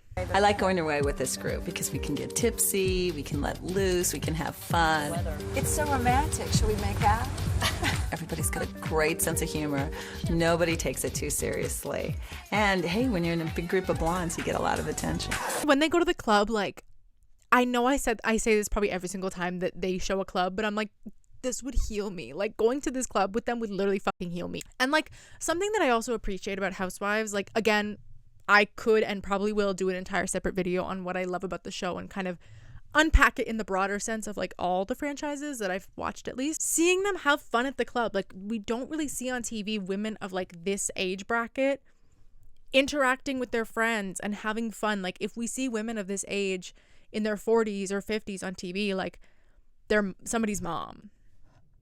And that's like, that kind of sucks. Like, I don't know, like, you can still be young and lit in your 30s, 40s, and so on. And I know it sounds crazy to say that, like, in reference to Housewives, but like, I feel the same way when I watch Sex and the City. Like, oh, you can still be messy and fun in your 30s, in your 40s. Like, yes, God, thank you. We needed that. Life does not end when you're 23. Life does not end when you turn 24. And like, more people need to listen to that. More people need to hear that. More people need to watch Kimberly Bryant and her friends fucking queening out at the club, because that will heal a lot of their internal feelings about aging. Okay? So yeah, that is required viewing. Let me put the clip. Yeah. I like to just flirt and have fun and dance and get crazy. And sometimes that's a little too much for people. Did you see him? So You missed it. Like, he had a Woody, didn't he? You went over there, and he was very sweet, but he couldn't help himself. And his wife was a really good sport. She was. About it. Oh, she was very sweet. She was very sweet. Yeah, they actually live in the gal. They're not behind the gates, but they're in the area. Oh, okay. So going back to Jeana and her family, her and Matt both kind of say that like there is sort of a sense of failure if Shane doesn't make the major leagues, not just because of like the generational thing in their family, but also because he can kind of pick up where Matt's career left off. And this is where we learn that Matt actually suffered like a really bad brain injury. Shane can pick up where Matt left off. Matt's career was cut short. 92, I was with the California Angels. I was in the dugout getting ready to pitch. Was hit by a line drive from a foul ball and hit me in the side of the head, and I needed an emergency craniotomy to survive. Before my dad got hit in the head, he was happy-go-lucky, really personable, liked everybody. He wanted to be around my dad. After the injury, it kind of switched. Yeah, he's not very personable. He's kind of distant. And I do feel like that is kind of just like important to note. Just examining his family and his relationship with his family and his relationship with Jeana just moving forward. So just like put a little pin in that. So we see Ashley at home, who is clearly getting ready to have people over. She looks like a very much a time capsule. The straight hair, the highlights, the low-rise jeans, this queen. And it's kind of bleak because the phone rings and she picks it up and she immediately hangs it up. And her friend is like, what was that? And she was like, oh, and I quote, it was my brother calling from juvenile hall, but I hung up because that's kind of a bummer way to start the night. But obviously he calls back and then she does pick up and they have a little conversation. Is it scary there? Are you staying out of trouble? Yeah. Are you winning? Love you too. Okay. Bye. Ash, that was sad. I know. Whatever. Kind of awkward. But yeah, she's clearly about to have people over. She literally says, she's like, yeah, I'm about to have people over. Literally the one thing her mom told her not to do. And so back at the insurance conference, Lauri kind of starts to feel like maybe she doesn't have the same passion for insurance that everybody at this conference has. Because she says, she's like, I got into selling insurance because I was desperate for money. I was fresh out of a divorce, single mom. I just needed a job. But like, I kind of feel like, am I really cut out for this? Like, can I support my family doing this? Which, like, fair. And then back at her house, lo and behold, Ashley's having a party. Who would have guessed? Literally, who would have guessed? Not I. And Ashley says that she didn't stick to most of the rules that her mom left. And then we see them, like, this party she's having, and it's just, like, a bunch of friends, like, drinking in her kitchen, which, like, a party's a party. And we see them, and they're, like, having this little shindig get together, pouring, like, straight up fucking red 40 on on the list of rules that Lauri left. And she's like, oops, sorry, Mom. So we learned that Vicki is, like, actually the goat of selling insurance, because when she checked in and gave her name at the conference, she got a standing ovation. Like, a bunch of people came over and were, like, shaking her hand and congratulating her, and were, like, actually gagged to meet her. And not gagged in the way of, like, I would be gagged because she's Vicki Gunvalson from the Real Housewives of Orange County. They're gagged because she's Vicki Gunvalson, the goat of insurance. Vicki Gagvalson, we love you. We learn a bit of, like, why she actually got into selling insurance and why she's so passionate about it. Because she says, she's like, I hope my dad is proud of me. I hope my dad is looking over me. And she says that, like, she got into the business because when her dad was diagnosed with Alzheimer's, they didn't have long-term care insurance. And her mom ended up spending all of their retirement money taking care of him. So obviously Vicki's passionate, and she is geared towards selling long-term care insurance. And Lauri actually says that she didn't realize that her and Vicki had such similar backstories, which unfortunately are probably really similar for a lot of people in America. Again, I don't know if I've already mentioned it, I'm famously Canadian, so if there's any, like, kind of cultural differences, such as when Shane Keough was driving around with that gun, there might be a few things I don't necessarily understand innately because of my Canadian-ness. But Lauri mentions that her and Vicki actually have a similar story because her dad had a massive stroke, and it, like, decimated her family financially because they didn't have health insurance, which is just so sad. Like, it's just sad. Like, I just feel like it shouldn't ever cost that much. And obviously, like, with what's going on, and that's all I'll say, like, it's just like Dad watching over us. Always. It says, my girls are doing it. He's up in heaven watching down and going, it's my girl. I taught her this. She's got it. I didn't realize that Vicki and I had similar stories about our fathers. My father had a massive stroke, and with no health insurance, it decimated our family. I'm just really inspired. I'm so proud of you. And we see them start to bond, not just over, like, their similar stories, but they go out drinking, they go out partying, and, like, their relationship is more than just strictly business, more than just working and selling insurance, which is just really nice. Like, I feel like kind of both of them needed that a little bit, and we as the viewers, we need that. I want the ladies to start interacting. Hurry, please hurry. You can't smell me, but... And to close out the episode, we have a big scene coming. Jo has gone out and got her dream job as a mortgage consultant, which, yay, us as the audience, yay, let's all celebrate. But you already know Slade's about to be the weirdest bitch of all time about this. And your assumption is right, because he is the weirdest bitch of all time about it. Honey? What? I got a job today. Why? So Jo is obviously excited because she wanted to do this. She's like, when you first met me, you know, I was a new college grad. I went to a school that was known for having really smart and ambitious people, and I'm one of those people. So I wanted to have a career. I wanted to have a job. I always wanted to get into the real estate industry. I always wanted to work in mortgage. Like, and in addition to him just generally being really fucking weird and mean and, like, just generally acting like an asshole, because it's like, even if this was outside of your plan, you can't be happy for your fiance. You can't be like, oh, that's really great. why didn't you discuss this with me? I don't know why I just tried to even play devil's advocate, because I don't even fucking agree with him. I think he's being weird. That is the long and short of it. He is being so fucking weird, and it's like every fight they have ultimately boils down to the fact that they are at two different places in their lives. Their priorities are not the same. Their goals, what they want in this moment, is just not the same. Whether it's just by their personality, whether it's through age, life experience, any of that. Because he can't even be happy for her for like 5 seconds. Literally, he immediately jumps into being like, okay, and you didn't discuss this with me? What about our family? What about our future as a family? Are you just going to go off and make decisions behind my back? And like, is just being so weird. I'm literally just going to insert a clip. There's only so much I can say without beating the dead horse that is calling Slade Smiley a weird bitch. You're not building our future, you're building yours. No, I'm building our future. How so? Are you living your life for you, or are you not included in this family? I don't know. I only started living today. I just got this job. Finally, I can choose what it is that I want, when I want, because I'm going to be making the money.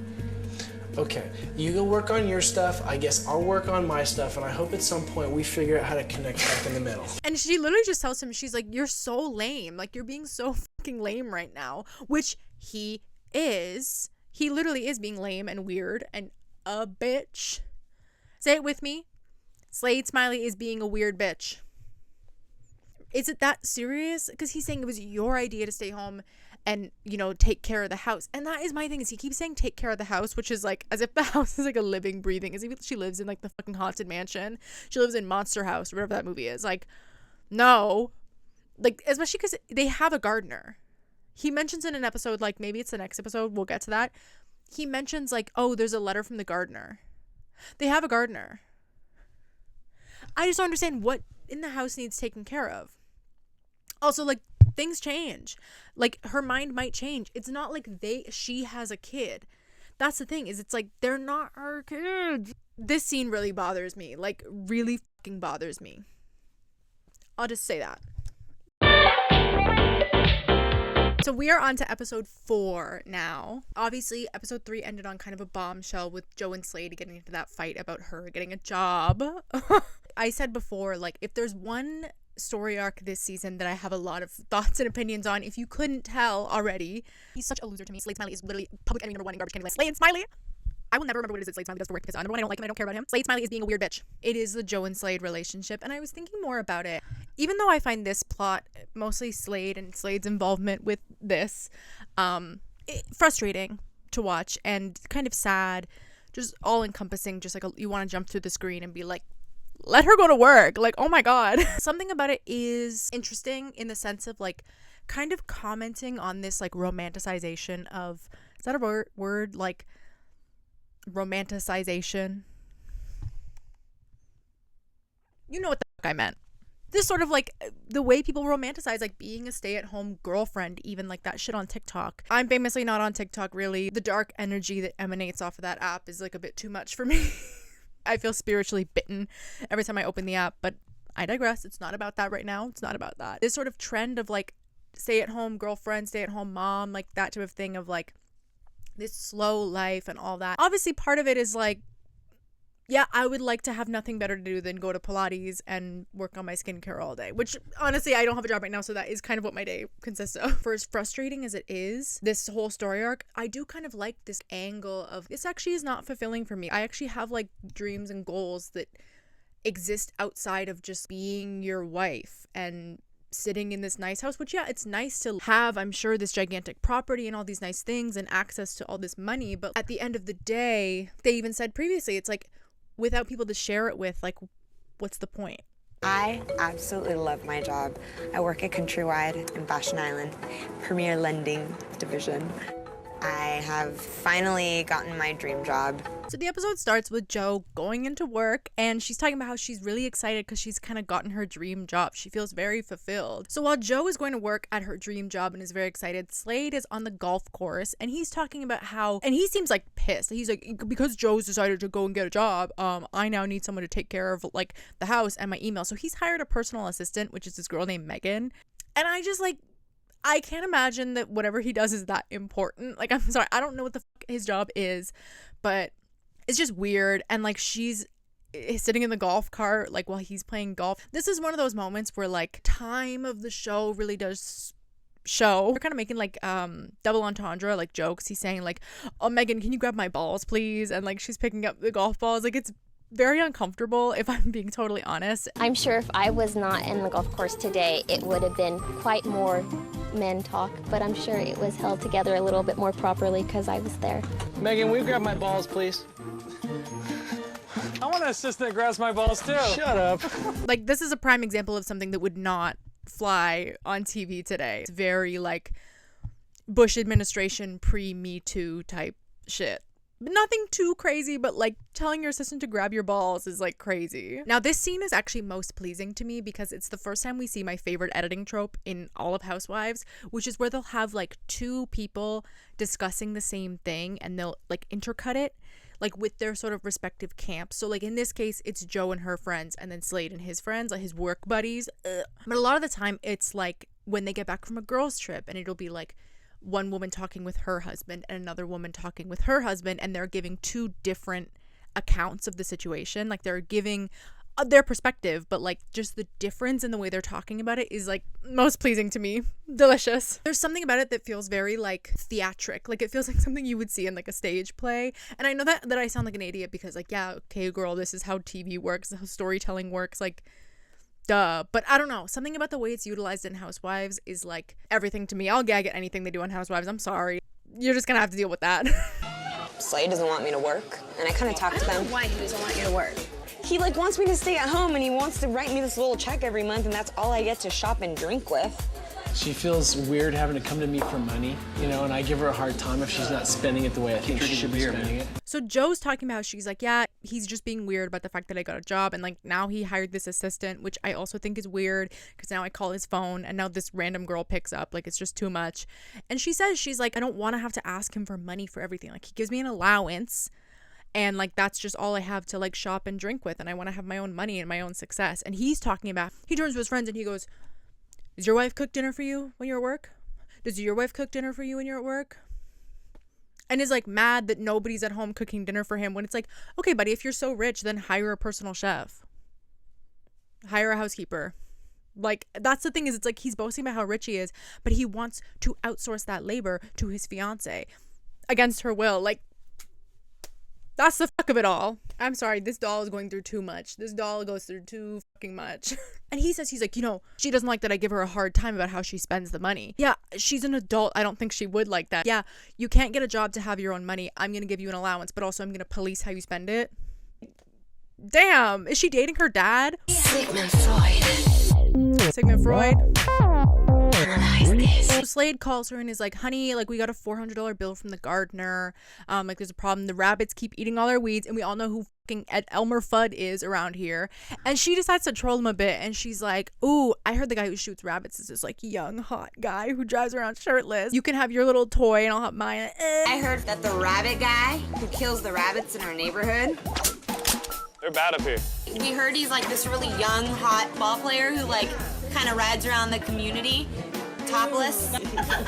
So we see Vicki and Dawn, and they're basically having a fight about, like, not even a fight, but like we're kind of just getting a bit more like context on their relationship and the dynamic between them, because she's talking about how Dawn is unemployed and she feels like she does everything around the house, which she does, but he also says, you know, we could help you. You have a husband and you have 2 grown children, like we can pick up some of the slack. And she just is kind of like, no. She's clearly a control freak, but like, I have a Virgo moon. I kind of get her. I'm sorry. It is kind of interesting though to see the 2 sides of Vicki at play, because she's talking about, she's like a workaholic, she's a control freak, but also they're going to the lake and she wants Brianna to call off work to come to the lake, and Dawn is like, well, she can't do that. She has a job. She can't just call out sick to go to the lake. She'll get fired. And she's like, okay, well, I'd rather her come. Like, what, she's gonna make $40? Like, I'll just give her the $40. So it's just funny, like, the motherly side of her versus the workaholic side, where it's like, Vicki would not do that. I'm thinking, just quit the job. You're gonna make $40 or $30 by the time taxes are done. I'll just give you the $30. I just would rather have her be there than not. Well, you're gonna say that until she's an old lady. So Lauri's also obviously back from New Orleans. She has this guy with her, and she's saying this is Steve. It's like the first guy she's introduced to her family since the divorce. And she says, like, they're not dating, like they kind of are at odds with what they want, but like it's nice to have a man around. He picks her up from the airport. Like it's just, he's just a man in her life. She never really introduces him as like a boyfriend or anything, but she's talking to Ashley. Ashley's just like, yeah, things were good around here. How did work go today? It was busy. Vicki was calling me like every hour. Well, Ashley, why did you not go in on Monday? Because I was too tired. You're joking. You're serious. You slept.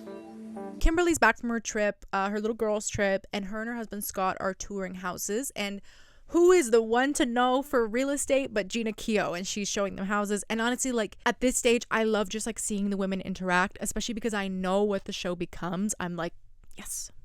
No, keep talking. No, keep talking. She mentions that she's having a barbecue. She's inviting friends and clients and all that, and that they should come. And like the houses she's showing them, yes, they're a bit gaudy. Yes, they're a bit California. Yes, I can't afford them, but I'm an HGTV girl at the end of the day. So I love just like looking at big houses. I've been watching a lot of like luxury house tour real estate videos on YouTube, and a lot of them are like really fucking ugly. Sorry. And honestly, like because I'm an HGTV girl, one of the things that initially drew me to actually like sitting down and watching Housewives, and why it was so alluring to me at first, and why like even when I was in high school, I used to like watch Keeping Up with the Kardashians. I know, but part of the appeal was like a Cocomelon type thing. I love lifestyle porn. Can I say porn? Like aspirational lifestyle content. I love like looking at big houses, looking at fabulous clothes, that kind of stuff. Like that is literally Cocomelon for me, from both like an aspirational standpoint of like, oh, how would I decorate this house if I lived here? But I don't know, it's also just like I like looking at pretty things. I like looking at big pretty houses. That's why one of the first ones I watched, Housewives wise, was Beverly Hills, because Beverly Hills, Lisa Vanderpump's house, we're not there. Control it. Anyway.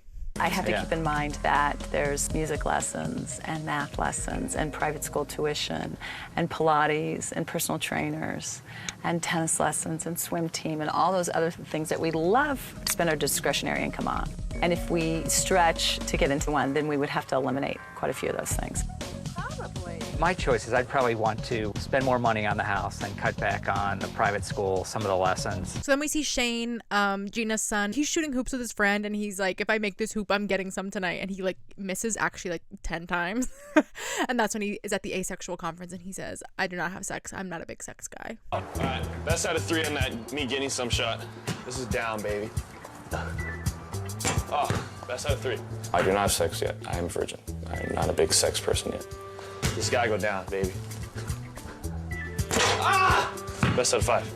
And then Gina's like, yeah, Shane is not really like interested in girls, which is like, I think that's now like strike 2 on the like Shane gay rumors list. I think it's like the second time it's come up. So Shane is saying, he's like, oh, I just like, I'm waiting for the right person. Like, I just want a girl who has like a nice body, nice hair, and she has to have a good butt. And he's like hanging out with these girls he's friends with, which is just like, it's actually genuinely pretty wholesome. But then they're like, oh, we hear a lot of rumors that like all the moms want you, that you're like a MILF hunter. And he's like, what? No, I don't know. This is also, I feel like, in culturally like the golden age of like MILF culture. And like, I know that MILFs are timeless if you ask me, but I think American Pie was more like 90s. But like, when did American Pie come out actually? Let's research. American Pie came out in 1999, but I also feel like the like cultural holdover of like that specific type of culture is very Bush administration America. Stifler's mom, that kind of thing is like very of this time. So I feel like there's a lot of mention of MILFs in this, which obviously it lines up with the content because all the women are talking about wanting to look hot forever and just like wanting to look good. So it's like, yeah, duh, they're gonna fucking talk about MILFs. These women want to be MILFs, and they are. I'm sorry. That's my opinion. We've been hearing a lot of rumors. Like what? I don't know, just stuff about moms. That like I date moms or moms have interest in me? There's a difference. Moms have interest in you. We were listening. That's not my fault. I can't do anything about that. He's totally into it. He likes that. Should I not? We see Vicki and her family in Lake Havasu, and it's funny because the thing about Vicki is I feel like every time Vicki exits the gates, like her blood pressure must go down a lot. Like she's way less controlling, she's way less stressed. Like she's having a fucking ball. When she went to Mexico with Brianna, she was having a ball. When she was in New Orleans, she was having a ball. But when she's in Kodo, she is like the human embodiment of stress. So Vicki says, she's like, I don't really consider myself a MILF. And like I said, we are still in like the cultural holdover of like MILF culture. MILFs are honestly as timeless as the sun in the sky, the stars in the sky, the water in the lakes. They are timeless. But Vicki says, she's like, you know, I don't really think I'm a MILF, but like I take care of myself. I work out. And like if Michael's friends think I'm a MILF, then like work. Which like, yeah, like you, especially, not to get like, be that person, but I feel like, and I'm not a mom except for to plushies, but with like motherhood and kind of like the attitude towards that, there is this sort of notion where it's like you're one of two things. You're either sexy, desirable, or you are matronly. And like if you can marry the two, then I feel like that's kind of what any woman would want. I don't know, maybe I'm crazy, but I do think that in the MILF conversation there is a fine line between like that mentality and the Sigmund Freud analyze this mentality. So, but yeah, Vicki, she works hard and she plays hard, and I love that for her. Her and her family are having a blast in Lake Havasu. The water sports really aren't for me. I know I'll break a fingernail or something will happen. But the water sports are amazing out there. And over in Kimberly land, she's having a 7th birthday party for her son, Travis. She says, like, because she said before that, like, they don't really do sugar in the house or any of that. But she says that on their birthday, they can have one of those horrible cereals. They can have soda. They can have candy. And they have, like, a fuckload of candy. Like, when they just show the shots of it, like, there's candy everywhere. Honestly, knowing what we know about Kimberly's health, her being, like, a little bit of, like, an almond mom and, like, a freak about sugar does kind of make sense. So they really go to town. There's kids everywhere. Bianca's helping out, and she said, you know, this is like really good planning for Bianca's future with birth control. And like we just see these kids like tearing her ass up, like pulling her in every which direction. She says a kid shot silly string up her skirt. And she probably had the worst time of anyone here because she was so nice. She was so helpful with me. I went upstairs and my bras were spread all over the floor mixed with candy. She was a very good sport. Golf course, that's the rule. Meanwhile, while Vicki's having the time of her life in Lake Havasu, while Kimberly's having a fun birthday party, Lauri is in Silent Hill. She's going to go visit Josh in juvenile hall. She said that they've had him there for a while and that he's being held for psychiatric evaluation. There's Josh's dad right there walking across in the suit. That's the first time he's ever come to court. You know, he wants to get back in Josh's life. I'm trying to set a good example for Josh, and I want him to have a relationship with his dad, but it concerns me. I just don't want Josh to get hurt anymore. And she says that today could be the day that he's released because he has been submitted for a 5-week psychiatric evaluation just to rule out any severe mental illness or any of that. There is a chance that he will be coming home with her today, which is exciting.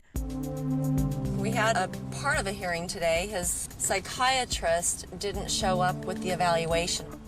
I'm just really frustrated right now because, you know, somebody didn't do their job. So now Josh has got another few more days for sure in jail. It's basically because somebody didn't do their job. Her son has a couple more days in jail, which is really frustrating because now she just goes home without him. And when she goes home, she pulls in and there's Ashley standing outside the house. And she says, Ashley, what are you doing? And Ashley's like, well, I'm looking for my car. She's like, what do you mean you're looking for your car? Like, a car is a pretty big thing to lose. And she's like, yeah, like I parked it here last night, but I don't know where it is. Car got repossessed. Ashley missed a car payment. Car got repossessed. Lauri says, welcome to my life. She comes home from juvenile hall. Her son is not released because somebody didn't do their job. She comes home. Her daughter, who has started living with her by surprise, her car got repossessed. So that's the fuck of it all. So obviously not just Lauri is dealing with the change in finances from the divorce, but also Ashley, because she didn't have enough money in her account when they took the car payment out. So the car payment bounced and now her car is repossessed. And her and Lauri get into a fight about finances. Lauri's like, well, where'd all your money go? And she's like, I don't know. Like, I don't keep track of that. Again, she's having trouble adjusting to this. Yeah, just another horrible day in the life of Lauri, I fear. I don't want to bail her out right now because I want her to finally accept responsibility. Well, you're pissing me off. Well, you're you not know helping the situation at all, so just Ashley, stop. you're not doing anything to help the situation. Well, I don't know what to do. It's a catch-22 for me because if I don't bail her out right now, then I'm going to end up, chauffeuring her around. I don't have time to do that. And then meanwhile, back to Vicki in Lake Havasu having the time of her life. It literally is like Vicki plot, the like dolphins, let me be your symphony. Lauri plot, SpongeBob in Silent Hill. But clearly not everything is so sweet for Vicki because Vicki has gotten pulled over, or Dawn, I should say, because he's driving. They get pulled over by like the boat police to do like a random safety check, make sure they have like life jackets, the bailers, all that kind of stuff that you need to legally have on a boat. But Dawn's freaking out because they had a couple beers. But Vicky's just like trolling. She's like flirting with the cops, like not really taking it seriously. Everybody needs to hold a life jacket. Pass them down. We got life jackets. We gotta have 9 life jackets, so just have 9. Hey, that one doesn't count. Vicky, look at how cute No, it's a youth that doesn't count. It's a youth that doesn't count. Vicky, shut up. You want to take it on your boat? I thought we could flirt our way out of it, and I try to do that sometimes. And Dawn is like yelling at Vicky, telling her to shut up, which is kind of like jarring. Don't tell her to shut up, but she does kind of need to shut up. Again, Dawn is yelling at Vicky, telling her to shut up. It's like kind of uncomfortable. He's like, I could have gone to jail. I had a few beers. And she's like, you weren't going to go to jail. And she says in her little talking head, she's like, did I marry my dad? Like, why is he yelling at me like this? Which is like now one of many moments where I'm like, even with Joe and Slade, I'm like, is she engaged to her dad? Sigmund Freud, analyze this. So Lauri's back at home and she gets a call from Josh and he's like, things are going good. Like, it sucks that I couldn't get out. And apparently his condition, like his mental health is being managed really well. He's on medication now, which for ADHD has really poor impulse control without medication. Honey, I can relate. ADHD hive, rise. Do you know how many times I will stop recording because in the middle of it, I just start doing some bullshit? Let's just fucking talk about Housewives. And so while Lauri's on the phone with Josh, she says, so she got Josh a public defender, which she will talk a bit about in a coming episode. But so Josh's public defender was able to get a plea bargain for his court hearing. I'm basically just regurgitating what I said. I'm not a legal expert. Don't come to me for legal advice. I'm not a lawyer. Josh's charges were that apparently because of all the trouble that Josh had been in before, they had called the police because they thought Josh had drugs in his hand. The teacher went to check, and then somewhere along the line there was a scuffle. But it was just a kind of a big misunderstanding. At least this is how I kind of interpret it. But in order for the thing to not go to trial, he would have to plead guilty even though he didn't do it. But he's like, I'd rather just plead guilty and then get out of here. I don't really want to go through the whole like court trial to prove it. Like, it's clearly a misunderstanding. I just want to get out of here. If you say you're not guilty, then they're going to set it for trial, which means it could be anywhere from a week to 30 days. Well, if the plea bargain is good, I mean, I have no reason. I'd still be willing to take it, you know, even if I did have to get that on my record. It'd be worth it to me just to get out of here. Well, I love you. I love you too. So we are at Gina's backyard barbecue blowout with all the ladies, and all the ladies are finally interacting. I've waited and prayed for this moment, but Gina's husband literally just like leaves. He just is like, yeah, she's really good at entertaining, and then just like walks out. It's kind of weird. And even Gina is like, because somebody asked her, like, oh, where's your husband? And she's like, I don't know. You're hosting a party and you don't know where your husband is. But he literally just like left. He didn't say where he was going. He just dipped. Again, like I said, this is kind of integral. The brain injury, let's just like remember that. My wife has probably become more famous and more of a power in the community than maybe I ever was. She makes people feel at home, probably more so to a stranger than to someone she's familiar with, and that's just a gift. His brother is my... It's like a party nowadays. It's like a 24-hour, social cycle. Everybody's kind of sitting at the table, like hanging out, and then way off by the pool at a separate table are Joe and Slade. And Shane is kind of clocking their tea. He's saying to his mom, he's like, this is kind of weird. Like, he's kind of like isolating her from everybody. And Gina's like, well, do you not think he's being a gentleman? And he's like, no. By isolating her, he is intimidated by her because she knows that she's great. He knows that she's great. He's intimidated by her, and he wants to keep her under his control, which, thank you, Shane Keough, because what the fuck have I been saying? And even Shane says, because Gina says, like, oh, like, do you think she's hot? Like, do you think she's pretty? Are you jealous? Is that why you're saying this? And he's like, no, like, she is beautiful, but, like, Slade just wants to hide her away. Like, nobody else can talk to her. Like, it's fucking weird. Thank you. So then Gina invites him over. She's like, come and sit. You don't have to sit over by, like, the kids' table. And then Slade makes a weird remark about, like, why they're sitting at the kids' table because Joe's so much younger than him, and everybody's kind of like, ha ha ha. Thinks it's kind of awkward. Yeah, this is the adult table. Hanging out with the kids. How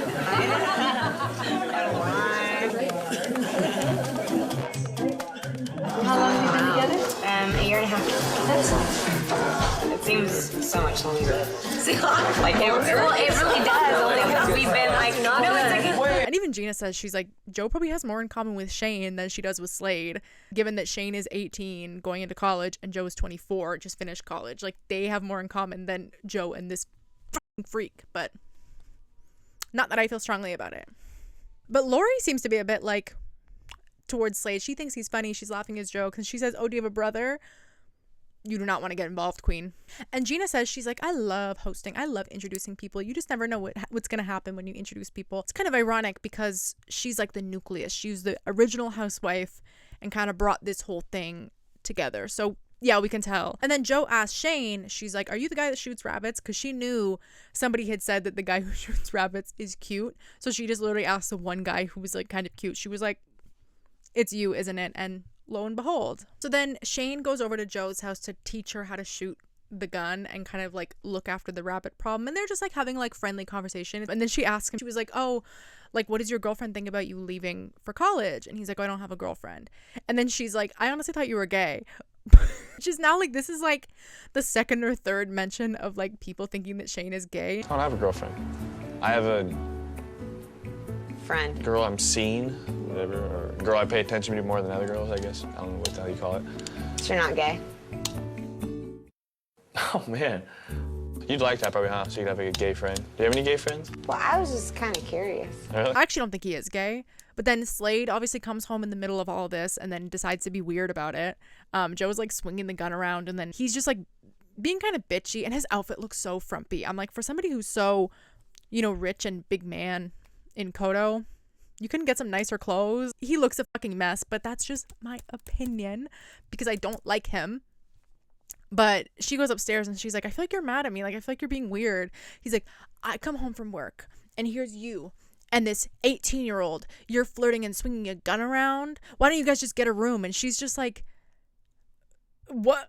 We're having a friendly conversation. Like, he's 18. I'm not flirting with him. Like, also, like, you're one to talk. Mr. I'm 36 dating a 24-year-old. Get move. I feel an argument coming on because you're giving me a face. Why are you all pissed off now? I come home from work, my fiance is in the front yard with some 18-year-old boy swinging a gun around. You and Elmer Fudd have your little chat while you sit back and drink. You're out there flirting with him. I'm not. Now you've made an having a conversation. And now you've totally opened the door. So the episode starts with everybody in Kodo has dogs and everybody takes their dogs like really fucking seriously, but doesn't discipline them, just like their kids. That's all I'm gonna say. But we see Joe and Slade bought Joe 2 dogs to keep her company in the house. His version of events is Joe wanted 2 dogs. Her version is Slade bought me 2 dogs to keep me company when I wasn't working, but now I'm working and it's just like a lot to take care of. And this pisses me off. What else is new? Because the dogs are shitting everywhere, obviously, because they're dogs. And Joe's picking up their shit, and Slade is just like watching her and like laughing at her and making fun of her and not even helping. He's like, you know, Joe doesn't understand how hard it is to take care of 2 things. You can't even take care of 2 dogs, and I took care of 2 kids, and yada yada. Can you just pick up their shit? So we see Jeana and her badass kids once again, and she mentions she's like, you know, raising 3 kids without my husband. It's been really hard, but I'm thankful for all these people like coaches and friends and extended family kind of like being close with the kids and helping raise them. We see Shane like talking to some biomechanics guy, like getting the science of his baseball throw and blah, blah, blah, blah. And then Cara is apparently just like wants to talk about sex with her mom all the time because Jeana was a Playboy bunny. So she thinks she's some like sex kitten when really Gina's like, I don't want to talk about this. You're 16, we're not doing this. With Cara being 16, we talk about sex a lot, and I'm not really comfortable with it. Playboy was way out of the loop for what I was normally up to. Do you know what I learned today in AP Euro? That coitus interruptus is when a guy, I don't want to hear that. Yeah, but did you know that came around in the 1900s? No. Those are the form of contraceptives. Colton has fractured his hand because he punched somebody because this kid was smoking pot, as they'll call it on the show, smoking pot. And Colton said, hey, don't do that. He was offended. And the kid was like, basically started riling him up and said like, oh, was like making fun of his family and his house. I don't know how you can make fun of the Keough's actual literal compound they live on, but hey. But he was saying like, oh, you're from Kodo. Oh, bitch, you can't fight. Oh, yada, yada, yada. So Colton punched him because the injury was on his throwing hand, which is how they discovered it, because his coach was like, your throwing is kind of weird. Looks like you have like a boxer's fracture. And they took him to get x-rayed, and His hand was like 70% broken. So Jeana's taking him to get surgery because she's worried about how this would affect his future. This injury isn't a kid missing Little League games. This is a kid's future. All right, let's head out in case we hit traffic. It's as important as preparing for college for me.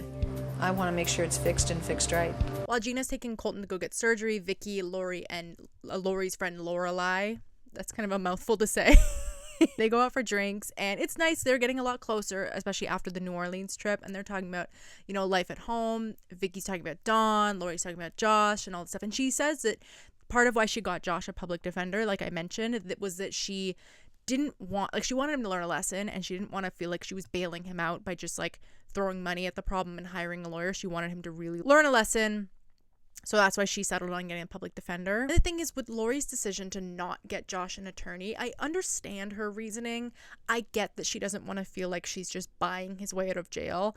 However, I don't agree with it. I think that it would have been easier on her and on Josh if she just got the attorney so he wouldn't have to spend all that time incarcerated, which clearly was really hard on her and obviously I'm sure really hard on him as well. I pray for Lauri and I pray for Josh, and I know that she's going to have many restless nights again. If it's any consolation, I just think boys are harder to raise than girls. Michael drives me nuts all day long, and I have to pray every day that I can get through the day. But Brianna, like, you know, I don't really feel like I have to worry about her as much. And then we see Brianna and her boyfriend Colby are out on a date, and she's talking about how Colby bought her a promise ring. So they're not going to have sex before marriage. Work. And I'm sure that thrills Vicki, because literally in episode 1, she was like, no sex on prom night, no drinking, no sex. And Brianna was like, we're not going to have sex. But I need to know where she's at all times. I'm a control freak. We heard Vicki say that she likes to know where Brianna is at all times. And then Brianna's out on her date with Colby. Vicki is blowing up her phone. She's like, where are you going after this? Where are you going tonight? And she's like, we're going to Newport, like, to go hang out with Colby's friends and yada, yada, yada. And Vicki is calling her, like, nonstop and being like, no, you have to come home. Like, I haven't seen you all day. And she's like, well, that's not my fault. Like, you were at work, then you went out. I was at work, like, duh. And so she's calling her, and Brianna says, she's like, it's kind of frustrating because it feels like the older I get, instead of treating me like an adult, my mom almost treats me more like a little girl because she doesn't want to lose me. And then Vicki shows up, and this shot actually makes me laugh every single time, is Vicki going, hi, princess. Truly right into the camera. Hi, princess.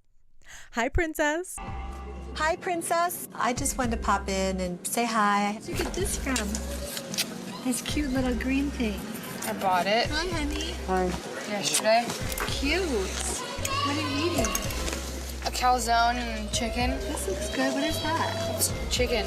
Good. Do you miss me? So Vicki is just like, she loves her kids, but it's coming across in a very insane way, which many such cases. And Brianna's obviously pissed because she's just like, can I have one thing? Can I just have this night with my boyfriend? Like, we're literally just gonna go. And Brianna, like, she's a pretty straight-laced kid. She has a job. She's going to school. She's not really like a wild, crazy party girl. Like, she's telling Vicki where she's going. And she's like, I don't want you to drive to Newport Beach 1 hour. I don't want you to drive to 1 hour and then stay there and then come home. I don't want you driving late. It's already like 9 o'clock. Like, ugh. And she says to Colby, she's like, my mom just wants me to be miserable. We will come to see a lot of women on the show who I would not necessarily describe as mother of the year, to put it lightly. Not exactly the best moms. Trust me. Literally in like next season and the season after, believe me, we are going to see some not very mother of the year, but we'll get to that. But there is something to be said about like kind of like this relationship with these mothers and their kids, especially their daughters, and kind of like almost the miscommunication of like how you act versus how it's received. I don't know. I find it very interesting. If I was one of those corny like dark academia aesthetic tweet decking accounts, I would tweet some bullshit like, growing up is realizing that your mom is just a girl, just like you. And I would apply it to this, but I'm not that. So, but I agree. I co-sign that, unfortunately. And speaking of motherhood, we see Lauri going back to the courthouse, hopefully bringing Josh home. But then we see her leaving the courthouse and Josh is not with her. So what had happened was their sentence for Josh was 60 days and he'd only served 58. So she has to come back in 2 days. And she even admits, she's like, if I had just gotten him a lawyer, he probably would be out by now, but like I do want to teach him a lesson, so it sucks. 2 more days, he'll be back on Saturday. And it's just like, I really cannot imagine what she's going through. Not just have your son in juvie, but like you went to go get him thinking he was coming home once, then twice. Let's just hope that the third time is the charm Fingers crossed for Lauri and for Josh and for the rest of them, honestly. So Slade says that one of the silver linings, I guess, of Joe having a job now, she's not around as much, which means he gets to have more time with the boys. And this is where we find out Slade's hobby. He says when he started making a lot of money, he got into the hobby of collecting like masks and costumes from Hollywood movies. Here's the thing. Here's where I'll throw Slade 2 bones. Maybe 1 bone broken in half and thrown twice. Number 1, I support your hobby. If you have the money and you have a hobby and that makes you happy, who am I to judge? Who am I to judge? If that makes you tick, if that brings you joy, if that sparks joy in you, work. Buy those George Clooney Batman costumes for $7,000 each. Work. And even more so, this is the second part of the bone I'm throwing him, is if this makes your kids happy and this helps your relationship with your kids, work. Again, work. Definitely an interesting choice. But he said that his collection got so extensive that he had to get a separate storage facility to keep his costumes in. Like I think he said he had 3 Batman costumes, like original George Clooney Batman costumes. And even Joe is like, that's worth like 3 of my Louis Vuitton bags. Like that is insane. But hey, I'm all for like whatever keeps you young at heart. I say with my little plushies, like who am I to judge? Who am I to judge? For some people, it's a $7,000 George Clooney Batman costume. For other people, it's plushies. So you know what, Slade? I will give you that. But still, that is a little bit insane just for the cost of it. I was about 6 or 7 when my mom and dad got divorced. Well, the whole idea was to load everything at once. My dad is pretty much like the perfect dad. He has fun with us. He's definitely a really big kid. And you think he's had enough rest yet? No. And he said the best part about his collection is that it does make the kids happy, so I will give him that. But I just have one question. How much money does Slade Smiley make? Like, genuinely, how much fucking money does this guy have? Because between the house, the car, all of this stuff, I need to know what this alleged commission is. But like I've said before, knowing what we know now about the economy, I can't imagine it's going to be good for Slade for much longer, but that's just me and my opinion. Just something to consider. Anyway, and speaking of people who are out of work, Don, Vicky's husband, has found work helping flip this house to sell and hopefully make a lot of money off of. And he invites Michael to come and help out for the day. And Michael kind of gets there and is like, this is not the tea for me. This looks like a little bit too much work. Michael, who is a famous underachiever, goes, I actually have a lot of homework, so I think I should go and work on that. And even Dawn is like, something like, Michael has done no fucking homework all summer, and all of a sudden now it's, I have homework, I have to go. But Michael, as we can assume, is not going to go do homework. You're flunking out. I called that before. I called that before he showed up. It's all important. Is that hilarious?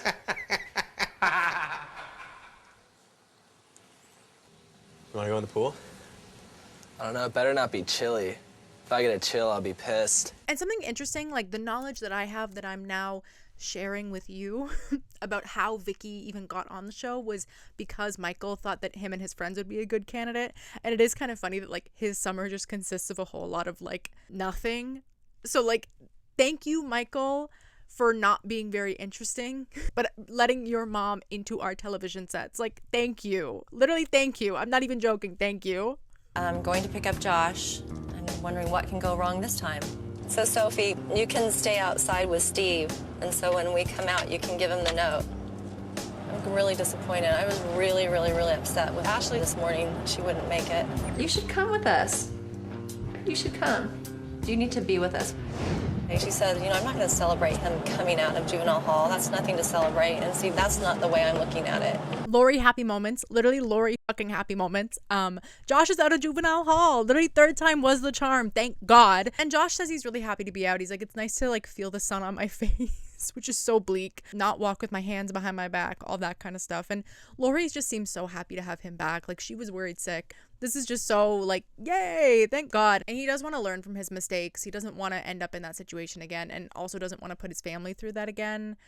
He says his mom has been there with him through everything, and like, it's just really nice to have him out, like for his sake and again for Lauri's sake. Well, here's to the changes, Josh. Cheers, Mom. Your new life that we're going to experience, right? Yes? Yeah. Okay. They do like a little like Father's Day, Happy Father's Day segment. In the title card, they use Comic Sans as the font, which kind of made me think like, that's very of the times, but it does make me think like, this is like the Sims 1 of Real Housewives. Like if what we know now is Sims 3, but I love Sims 1 just like I love this, and I love Sims 3 just like I love Modern Housewives. Sims 4 though, maybe that's where the RHONY reboot is. We have everything. You have your handcuffs. Everything's good? Okay, come on. In the car you go. Today is Father's Day, and we are actually taking Slade. We're going to get massaged, but he doesn't know where we're going yet. So Joe takes Slade to the spa to get a little massage, and she takes Gavin and Grayson for the day. You know, take fatherhood off of his hands, let him relax, and step in for the day. And she doesn't think she's cut out for it. The thing I enjoy the most when we're throwing a party is to kind of creatively think about it ahead of time. So that's when I do my planning. Both Scott and my dad love going to the beach, so I put together a picnic. Family time is very important to us. It doesn't matter what we do as long as we're together. We always figure out a way to have a good time. Kimberly has a nice day with her family on the beach. They're giving Scott a bunch of gifts. It's really cute. And while Slade's at the spa, Joe takes the kids like grocery shopping to prepare for the picnic they're going to have on the beach with Slade later. But it was nice of her to kind of step in and play mom for a day, because that's literally the one thing Slade has wanted her to do, for better or for worse. So that was really good of her, and Slade really appreciated it. I say begrudgingly. So yeah, they finished the day having a nice picnic on the beach after Slade's massage, and Joe realizes she's like, this was not the tea for me. It was nice to step in and play mom, like for Slade's sake, but I just don't think I'm really prepared or cut out for this right now. I don't cook, I don't clean, I'm not a mom, I don't have kids. This is not the tea for me. I tried to play mommy this morning, and it was exhausting. I don't know if I'm cut out for this motherhood thing. So then we see Vicki and Brianna having a very awkward lunch. And Vicki kind of expresses like Brianna, because she doesn't really have a relationship with her biological father, she doesn't really have like a father figure in her life. And even Brianna says she's like, my relationship with Don is like a little bit odd, because like he considers Brianna and Michael his kids, but like Brianna doesn't really know if Don is like just her mom's husband or if he is a father figure for her. So she doesn't really have like a father figure, so to speak, and Vicki kind of plays the role of that. Yeah, they have a very awkward lunch. Vicki kind of says, she's like, you should call your biological dad. I know you don't have that much of a relationship, but like it would be nice. And she kind of makes a comment about how like she's worried that Brianna's clinging onto her boyfriend because she doesn't have a man in her life. Again, I'm not touching that one. This is one of those moments where it's like, ooh, something about it is like very raw in a way, of like a mother-daughter relationship where it's like Brianna sees it as Vicki being a control freak and wanting her to do things the way she would do them, whereas Vicki's kind of trying to get across that she doesn't want Brianna to do what she did. She doesn't want her to be 35 realizing she never dated anybody else and isn't happy with her life. And she kind of tells Brianna that, I don't want you to experience what I experienced, and you know, maybe you might want to date other people. And Brianna obviously doesn't like that because she loves her boyfriend. And it is just kind of weird, because it's like, I understand where both of them are coming from. It's just like the way a mother and her 18-year-old daughter would butt heads over something like this. But does kind of give us a bit more insight into their relationship. Exactly where I was in high school. I don't think about any other guys are cute. I don't think about that. I don't care. Don't you think you guys should date other people? Ooh, no, seriously, stop. Please don't bring that up. I think you should. No. I don't want you to date the same person. Well, I do. I don't really care what you think. I don't have to be like you. So we see Kimberly, and she's at a dance class with her kids, and she's talking more about her experience with skin cancer. And she's sort of talking about how like there's a lot you can do to prevent skin cancer. Wear sunscreen. If you're watching this, wear sunscreen. Not just because you think that it's going to stop you from aging, but because skin cancer is a real fucking thing.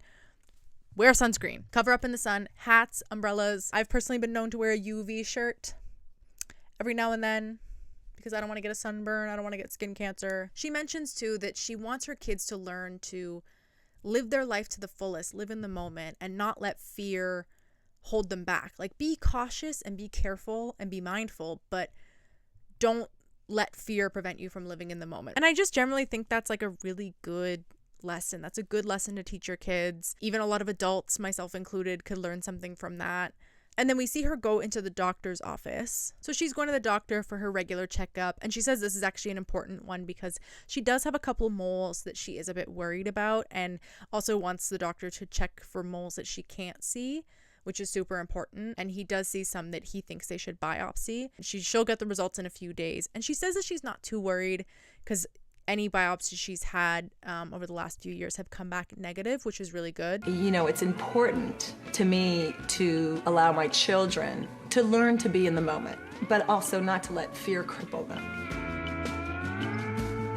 So back to Vicki and Lauri, who are at work at Vicki's house, and they're mentioning again their relationship's a lot closer, and Vicki seems to really have like loosened up a bit around Lauri, because she says she's like, I'm tired, like let's get drunk, like let's go in the spa. And Vicki's house, gag, I'm sorry, if I had a backyard like Vicki's, like literally in a place that can make you change, fall in love again and again, like everything is fucking romantic in this house. I'm sorry. I know I've said this like 4 times, but being at Vicki's house could actually heal me. This spa, her little grotto, her pool, like I need to have 2 bottles of wine with Vicki in the spa right the fuck now. But I digress. Michael is saying that Lauri is like the most beautiful woman he's ever seen, which seems to be a common theme. She is gorgeous, so like I don't blame him. And we're back to talking about MILFs. They're all saying Lauri's a MILF, which, yeah. That's just the end of our second. The definition of MILF is mother I'd like to I'd say Lauri would be considered a MILF, yes. You know, when I first heard the term MILF, I was actually offended, and now it's flattering. I find it flattering now. Come on, we don't fight. Why? It's okay. I don't consider Vicki a MILF, but I've heard Mike's friends say that she is. Anyways, so Slade and Joe are going on a little date night. He said, like, Joe planned an amazing Father's Day, so I planned a date for us at a go-kart racing place. And they decide to have a little competition. Joe says that if she wins, Slade has to buy her a new Louis Vuitton bag.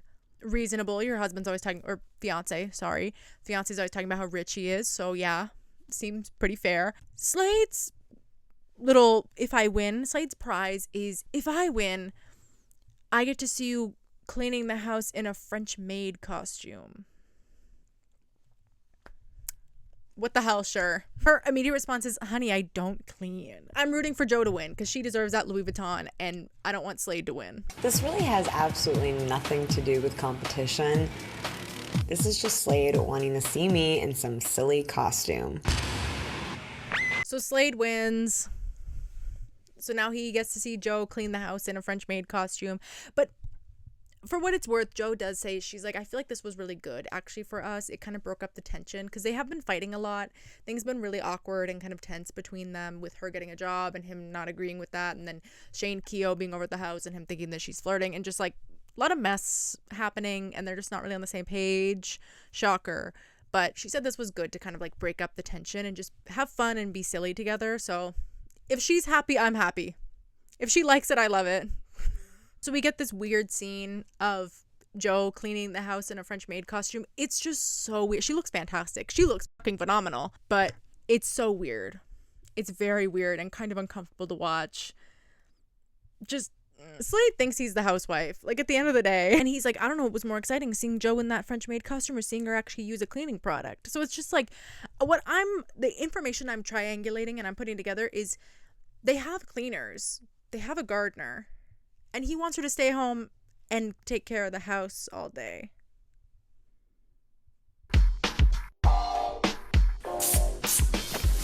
That's my girl.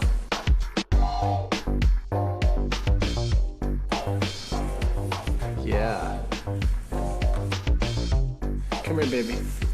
We gotta bet more often, baby. And if there's one thing the show is gonna do, it's gonna be to have a drastic 180 in the tone of the episode, because right after this goofy, silly, stupid, weird, I could keep going, scene between Joe and Slade, we have Kimberly at home, and she gets a call from her dermatologist, and her biopsy results came back. And her biopsy was malignant, so the doctors are concerned because this is her 5th malignant melanoma, which is just unheard of.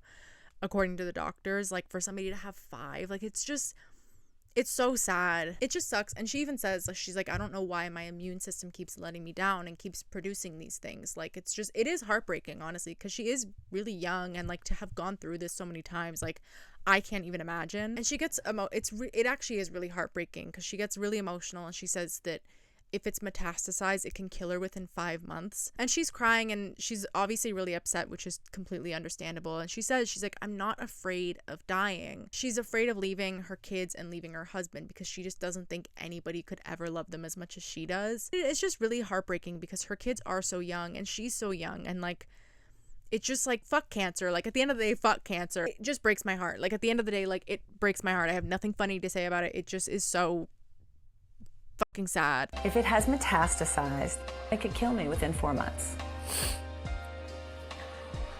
I'm not afraid of dying at all. I'm afraid of leaving my kids and Scott. Because I don't think anybody could love them as much as I do. I don't like when people are sad. Like, at the end of the day, that is like a big part of who I am as a person. I don't like when people are sad. Like, I don't like when people are sick. That's just kind of like part of who I am, is like, I just like, even in this moment, I want her to be okay, even though I know she's okay. I don't know if that makes sense, but like, in Housewives, everything is spoilers and nothing is spoilers at the end of the day, because they're real people. So if you just Google her, you see she's still alive, and thank God, like, that makes me so happy. But watching it, I just, like, my heart breaks every single time. Like, it's just so sad to me. Episode 6 kicks off with Lauri and her friend Lorelai taking pictures on the beach to submit to get invited to the like pajama party at the Playboy Mansion. She says she's been to a couple parties at the mansion, and this, in addition to being the Bush era America with the obsession with MILFs, is also like the golden age of like Playboy, blonde hair, fake boobs, all that kind of stuff. The cultural artifacts of the time, if you will. And Lauri, to quote one of my all-time favorite Housewives legends, Sheree Whitfield, she looks fucking phenomenal. Like, she looks amazing. She says she's like, Hef likes blonde, so we gotta kind of like make Lorelai look extra sexy because she's a brunette. And like, it is funny, like, Caucasian cultural wars of like blondes versus brunettes, because as somebody who is a brunette, I definitely felt that at this time period. Like, definitely the urge to be blonde. It's a little intimidating to be submitting bikini photos. Hef always looks for blondes, big boobs, and a flat stomach. Doesn't matter that I've had 3 kids. I'm still competing with girls younger than my daughter. Okay. Ooh, that's it. That was good. That was good. At least I'm blonde, and Playboy loves blondes. Lorelai's brunette, so you've got to make her look extra sexy. And speaking of people who have something to celebrate and be happy about, Vicki and Dawn are out celebrating because Dawn got a job, thank God, after being out of work for 5 months, which obviously you know was driving Vicki insane. Vicki's mentioned before too that she's freaking out about being an empty nester. She's mentioned that a few times, and even if she didn't mention it, like, we could tell. We could definitely tell. Hi, princess. I'm having separation anxiety. Brandon's gonna be gone. You gotta make your peace with that. She's moving on in her life, and she should. Just like you can't call Michael when he has a test at 20 years old, Vicki, and say you gotta get up. No, that's not healthy, Vicki. I think I have a great relationship with the kids. And she mentions that she's going to her 25th high school reunion. So she's going up to Chicago, Illinois. And there is, like, towards the end of the meal, there is kind of a bit of tension between Vicki and Dawn, because Dawn is worried about Vicki gathering ex-boyfriends. And she's saying, she's like, no, like, never, like, we're done. And he's saying, like, oh, this guy's a dork and a loser. And she's kind of like, well, you don't have to say all that. Like, not too much. So I'm excited to see Vicki at her high school reunion, because I'm sure she's always been the same Vicki. The Vicki we know and love. Reunion Friday night, it's all about me. We get this invitation in the mail, and it says, like, spouses not welcome, clothing optional. Oh, I've been to her reunions in the past. They're all a bunch of geeks. Bob sent me an email. The email Your said... boyfriend, Bob? Mm-hmm. He's a nice guy, but he is a dork. He's not a dork. So while Vicki freaks out about being an empty nester, Jeana is helping Shane fill out his, like, kind of entry paperwork to college. He's accepted a scholarship, so he's going away to Arizona. And we just see the dynamic at Jeana's house and her badass kids. I know I've said it like 4 times that her kids are bad as fuck, but her kids are bad as fuck. They're throwing shit at each other. She says that Shane and Cara are constantly fighting. We see like a montage of him like throwing water at her. And Jeana's like, I know my kids are spoiled.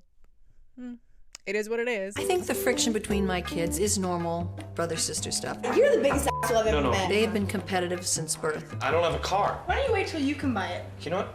Shut up. And Cara said a couple times that Shane is definitely like the favorite child. And so she comes into Jeana's office and she's like, Mom, I need money for like back to school shopping.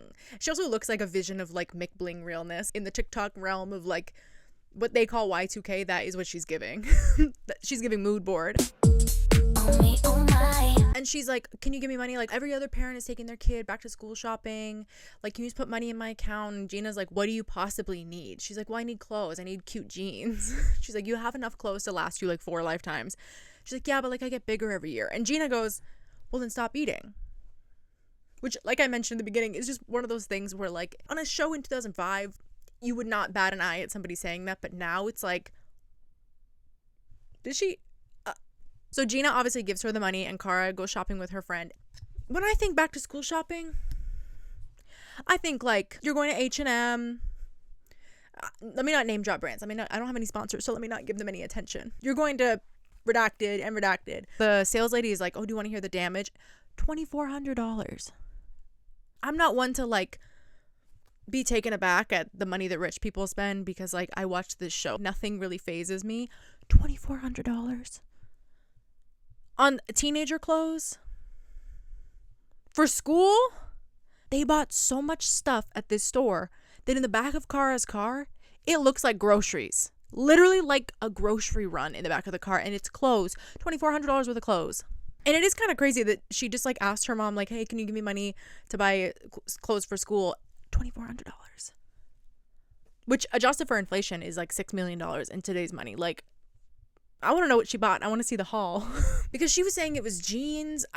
Let me stop. Let's keep going. So next we meet Slade's parents. And they're actually cute. I don't know. They seem sweet. Like, they just seem kind of normal. They've driven an RV down from Alaska. Like, they're kind of country bumpkin vibes. Very much so. Not kind of. Very. He wears socks with his sandals. What? He does. Joe is never gonna let you guys get away with that. The queen of fashion will be in picking out your clothes in the morning. She better be happy with cowboy boots and Levi's, because that's all I own. Yeah. So Joe is kind of like just being playful. She's playing with Slade's parents' dog, even though the dog doesn't really like her. She's trying to like be friendly with it, just like have fun in her house. And she asked him a question, a very innocent question. She says, oh, you guys drove down from Alaska. Was there a lot of ice? And Slade goes, Joe, it's summer. Like, basically calls her an idiot again. Driving through Alaska. Was there a lot of ice? She didn't say that, did she? Tell me she didn't say that. Joe, it's summer. Honestly, Slade calling her stupid in this moment did kind of... I felt a little involved because I probably would have asked the same question. Yeah, it's summer, but some places have ice in the summer. Like, fuck, I don't know. You could just say no. I guess we're both dumb. I must be. But he was like on her ass. Like, he did not have to do all that. He could have just been like, oh, come on. It's summer. He's like, Joe, you did not just ask that. It's summer. Like, there is a sassy man epidemic. By the time people have hit my age in their mid-40s, everybody's got a boring health story. So we see Kimberly. She's out on a walk with her husband. She tells us that she hasn't told Scott or the kids about her malignancy because she doesn't want to worry them, especially because it's not quite at a stage where it's metastasized, thank God. And she tells us why she hasn't told them. And she says, to me, something that makes sense. She says, if things can keep flowing normally as possible, that really helps me. And you can really tell that, like, she really cares about her family. She really is like a family first person. Even before herself, she puts her family first, and I really admire that in her. Like, she is so strong for having gone through this so many times and just like still finding so much joy in life. And again, she's not so much feeling worried or overwhelmed for her sake and her health. She's more feeling about her family and how they would respond. She doesn't want them to worry, and the idea of her being without her family overwhelms her. Like, she wants to see Scott get old. She wants to see the kids get old. She wants Scott to be a wrinkly old man that she can, you know, hold hands with. And I think that's really lovely. Like, I really admire her attitude and her approach to all of this. And again, like I said, I know that she gets better, obviously, just from knowing the fact that she's still with us to this day. I just really admire her. At the end of the day, she's not the most dramatic housewife there, but I really admire what she brings to the show and that she's a good mother, she's a good wife, and she has a really good attitude towards life. Being busy with my family keeps me from thinking about the tests. Hello? as a treat for doing so well in school, Bianca's gonna have a slumber party. We see a bit more of Kimberly's relationship with her kids, especially her daughter. She says Bianca did well in her exam, so she gets to have a slumber party, and Bianca wants to have it away from home, like at a hotel, because she doesn't want her brother bothering them. And so Kimberly's given her a cash limit for how much she can spend, and she's doing all the research and calling the hotels. And she does just genuinely seem like a good mom. Like, she wants Bianca to learn these skills. And I'm like, oh, I would love to have a slumber party with my girls at a hotel. Like, that sounds so fun. At any age, honestly, whether you're a teenager, whether you're a grown up, that sounds so fun. Who wants to book a hotel and hang out? Kimberly just genuinely seems passionate about being a mom and helping her kids become good people and have responsibility and that kind of stuff. And she says, like, Travis, I think, is 7. Yeah, he is 7 because they just had his 7th birthday party. And she says, she's like, I want to be there when my son grows up. I want to help him become like a good person. I want, like, boys need their mom to help them be soft, which agree. A boy needs their mom to keep them soft enough. Travis understands how to have fun. He doesn't quite get the rules yet. So I can't even imagine his future yet, because he's got a lot more to learn. He's got a longer path ahead of him. So we see Lauri back at the beach, but this time she's not taking sexy photos. She's with her family, which is really nice. She has Josh. Ashley says she's going to come later. She has Sophia, her youngest daughter, and then Steve, her male friend, her situationship, essentially, that she brings around. She's like, we're not boyfriend and girlfriend, but like, we just sort of, I like to have him around. I was like, okay, work. To each their own. And it's really nice. There is kind of like a not tense moment, but there is a bit of a moment of note before they go down onto the beach and they're getting their parking pass. Lauri gives Josh money to go and buy the parking pass. I think that's what it is. I don't drive, so I don't know. But she gives him money and he's having trouble. He puts the money in, but the ticket doesn't print. And he's kind of freaking out because he's like, what? I don't know. There's no ticket. And Lauri kind of has to ask him, did you put the money in or did you take the money? And she says in her little talking head, she's like, sometimes I just don't know, like, given his history. There clearly is a bit of lack of trust going on, obviously, considering he just got out of juvie, and I hope they can work through it. Let me check your pockets. I'm not here to rip you off for $3. I just jacked you for $3, Mom. I did. That's my luck. It's pretty. Let's go to another machine. Oh, now I have to go get money. Oh, you got it? I can get you a ticket. How? My hand's right here. Get it. Did you get it? I can get it right here. It doesn't come out of there. Does it well? Oh, she did. It's right there. She's right. All right. Awesome job. I told you I put money in there. Ashley and Lauri also both mentioned that they had gotten into a fight that we don't see, just about Ashley not taking responsibility and that kind of thing. But they seem to be over it here. I don't know. The main thing I could focus on in this scene was like, we need to go to California. Seeing the beach, seeing the cliffs, the waves, I was like, especially because it's the fucking dead of winter outside. We need to go to California. So back in Joe and Slade land, they go shopping for furniture with Slade's parents. And Slade is like, because I'm a Black American Express card holder, they can shut down the store for me. And he's so happy to be showing off his Black American Express card to the camera. He's literally like, because I'm a Black American Express card holder, like, okay, we get it. You have money. We get it. We get it. I happen to be a Black American Express card holder. Due to that, they're able to close down the store for us tonight. Just gaudy and tacky. That's all. But let me focus. Let me focus on anything but how much I don't like Slade. But Slade's parents express that they like Joe and they hope the relationship lasts. I think she's a nice girl, but they do have their doubts about the relationship just because the dynamic is just like weird. And from my understanding, and obviously my perspective is biased, I think that's more like on Slade. Okay, you have 2 kids and now you're like shacking up with this 24-year-old. Like, okay, but honey, we all have our doubts. We all have our doubts about the relationship. Trust me, you are not alone. So Lauri and her friend Lorelai, they get to go to the Playboy party, and Lauri says, she's like, it's a huge ego boost. Like, I'm divorced, I have 3 kids. Like, to know that I'm sexy enough to go to the Playboy party is a huge ego boost. It's really nice, and I'm sure it is. And she looks, again, I know I've said it like 10 times, she looks phenomenal. The drag, the Playboy party drag that her and Lorelai have on, I live. I'm sorry, frosted lip, smoky eye, big curls, satin robe, little fluffy kitten heels. Gag. Sorry, collapse. We live. And obviously I know in this day and age, Playboy is a little bit gauche. I know we know that. But I hope she had the time of her life. She looks sickening. I hope she had fun. That's all I'm gonna say. It is kind of funny though how quickly opinions can shift, even personally, because as much as Lauri did need this, like, she has been having a pretty rough go of it, and going out and doing something nice, she shouldn't not be allowed to do that. However, her son did just get out of juvie. I don't know exactly the timeline of like when he got out of juvenile hall versus when she went to this party, but it is kind of like maybe that shouldn't be too high on your list of priorities, but to each their own. Playboy, here we come. Do I have enough boobage? Do I? You have a surplus, girl. Does that look done? No, Those sexy as hell. Okay. Then we get another scene of Gina's kids fighting, because what else do they do except for fight and shop? And this, all I wrote in my notes was Gina's whole family look like mouth breathers. And I know I've already mentioned that, but this was the scene. I'll play the clip. This was the scene where I was like, in through your nose, out through your mouth. Like, damn. I can't say it. Conscience. They're right there. Consciences. She couldn't say conscientious, or I can't even say now. Crap. How do you say that? Conscientious. I am Conscientious. I said it. Really. So today's the day of Kimberly's daughter Bianca's slumber party at the hotel, which again, I would love to do this with my friends, and not just as like a 13-year-old, but like now. 2025, who wants to have a hotel sleepover? Because this looks lit. I'm sorry. But Kimberly, again, not to keep harping on the fact that I think she's a good mom, but she does make a comment where she says, like, I think it's important for children to learn how to behave and how to be alone in certain settings, because she says, she's like, I'll leave them in the room. They can hang out, order room service. I'm going to go to the bar and have a drink with my friend. A lot of parents could take a page out of her book and teach their kids how to act in certain situations.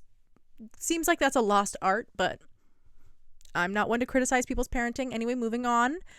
Bianca and her friends are eating their room service, and they do what probably most teenagers, 13-year-olds, would do in this situation. I'm not saying what they did was right or justified. I'm just saying most teenagers have probably or would probably do the same thing. They start like kind of prank calling the front desk, and it's all innocent. Like, they're just sort of saying like, oh, how many bathrooms are in the hotel? It's for a school project. Like, what time do the pools close? Like, putting on British accents and stuff. Again, it's innocent. It's not great. I'm sure they're being really annoying to the hotel staff, but like, they're kids at the end of the day. Time do the pools. Okay, thank you very much. Just like 24 hours. She totally knows it. And again, this also plays into like helping your kids learn how to act in situations when there's no adult, because they definitely would never do this again after this experience. So security calls and it's like, we need to speak to an adult. We're sending somebody down to the room. They're all shocked and gagged and gooped. And so Bianca picks up the phone, calls Kimberly, and is talking to her like the literal killer is coming to the door. She's like, I don't know what's going on. I don't know. And like, again, it was all in good fun. And I'm sure they did learn a very valuable lesson here, and they would never do something like this again. Because if I was a teenager and this happened to me, I would never make another prank call again after this. And Kimberly comes to the room and they kind of explain the situation. And she's like, you know what? I know you guys were just having fun, but let's go apologize. Very reasonable. And again, like circling back to what Kimberly's going through with her health, she's saying to the audience, she's like, my biggest fear isn't dying. My biggest fear is that my kids are going to grow up and they're not going to have had the life lessons that I want them to learn. They're not going to have the right approach to life. They're not going to have a good attitude. That's what scares me. And again, I know I'm belaboring a point, but I really like her attitude. Bianca's pretty wise, solid, understands how to get straight A's without driving herself crazy. She understands there's rules you have to follow in life to get what you want. She also understands how to have fun. You're nuts. I want to see Bianca become a mom. She's an amazing, amazing being that I've gotten to have in my life. And speaking of mothers and daughters, Vicki has landed in Illinois, and we learn a bit more about her family dynamic, like with her mom, and that her and her mom used to be really, really close. They had a really good relationship, but the distance between obviously Illinois and California has put a bit of a barrier between them. And not just that, but the lifestyle difference. Vicki's mom can't really seem to get down with Vicki's lifestyle. She thinks she's too over the top, thinks she's too glamorous, thinks she's gotten too caught up in the hair bleaching, the teeth whitening, and all of that kind of stuff. And definitely has put a bit of, I wouldn't go so far as to say strain, but definitely has some level of an effect on their relationship. But they do drive around a bit and have fun, have a nice visit, where Vicki's mom tells her that her hair looks yellow, which is the worst thing you could say to a bottle blonde. Not that I would know. But I think it gets to a point where almost it's too yellow and too... It's yellow? Yeah. Pay a lot of money for it not to be yellow. Well, I'm sorry. It's yellow. My hair is yellow. It looks yellow to me. Yellow, not blonde, yellow. Well, honey, it is. It's pretty yellow. Yellow. I'd love to bleach my hair.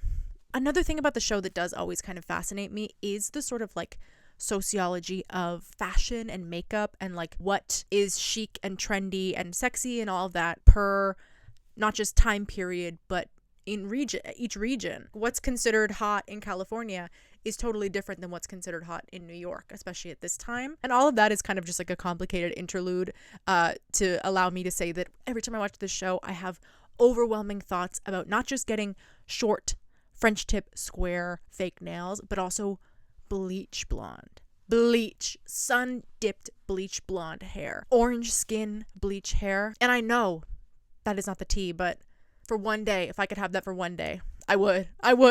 So we see Vicki at her high school reunion being Vicki, like that's the only way I can put it. She's like chasing people down. She's like saying, would you have dated me in high school? Which I feel like you get a couple drinks in anybody at a high school reunion, and I feel like anybody would ask that question. And she's like, I hope everybody thinks I look good. I work hard at looking good. And she's chasing people around. She's just being Vicki. I've said it before and I'll say it again. She works very, very hard and she plays arguably even harder. Get up here! No, where you are, Marco! You gotta remember. If Don was out of the picture, there's definitely some guys I would be calling. Did you like me? I thought you liked me in high school. We used to double date in high school, except I dated Bob and he dated my girlfriend Denise. But we always wanted to do a little switchy. We never did. So back in Joe and Sladeville, they go out for dinner/drinks, and it automatically gets awkward because Slade asks her, can I ask you a question? Don't get mad, which is never the way to start a question. Do not ever start a question with, hey, can I ask you something? And you have to promise not to get mad at me. Because already I'm already mad. He basically asks her, like, how come when we hang out with people, you always want to play the role of, like, the silly ding-dong, is what he says. You want to play, like, ditzy and dumb. And she's like, it's just not that serious. Sometimes it's fun to just, like, be a bit silly. And Slade, say it with me, is being a weird bitch once again. He's just being such a drama queen. And he's saying to her, you know, you have a lot of growing up to do. And she's like, yeah, I know, I'm 24 years old. I know I have a lot of growing up to do. Like, when you met me and you proposed to me, you kind of accepted that. You know I like to party. You know I'm 24. You know I have no plans on having kids anytime soon. And he says, the 24 thing is getting old. Like, what? What? Also, she is 24. And he says, well, you know, I just thought you would change. Like, I just thought that, like, that behavior would start to change. And what I'm not getting is you got engaged to someone who's 24. Like, you thought a ring would magically change all of her behavior, that she would magically be subservient to you at all times. Like, what is wrong with you? Literally, what is wrong with him? And he's acting like her dad. Once again, he's acting like a father to her, which is, there's a lot to unpack there that I'm not going to get into. And he's obviously stressing her out, so she's just throwing back cocktails. And then her friend, who manages the restaurant, sends over a fishbowl literally the size of her head. And Slade's like, you don't have to drink all that. Why do you think you have to drink all that? She's like, because it was given to me and also because I want to. And he's just being so weird and controlling of her behavior. This is my entree, dessert, after dessert drink. Okay, you don't have to drink the whole thing. Honey, yes I do. No, but you don't. Are you gonna play dad again? It's okay to show a bit of maturity and not feel like you gotta drink the whole thing. You know what? 1 second. Where's Lindsay? He's hassling her about being immature, which is just rich. Coming from somebody who's engaged to somebody who's 24. Okay, yeah, tell her again how she needs to grow up a bit more. Also, how exactly is she supposed to grow and have life experience when you want her sitting in the house all day asking you for money? Like, how is she supposed to gain life experience to actually have that growth if she has no responsibilities other than things you want her to do? This man stresses me out. The more I look at him, I actually feel minutes being shaved off my life. This man is stealing her youth. This man is literally stealing her youth. Also, you want to talk about getting old. You know what's getting old? You're pushing 40 and you're arguing with a 24-year-old about how she's not mature enough to take care of your kids. The same 24-year-old that you proposed to, like, control it. I have to control it. I'm 24. The 24 thing is old.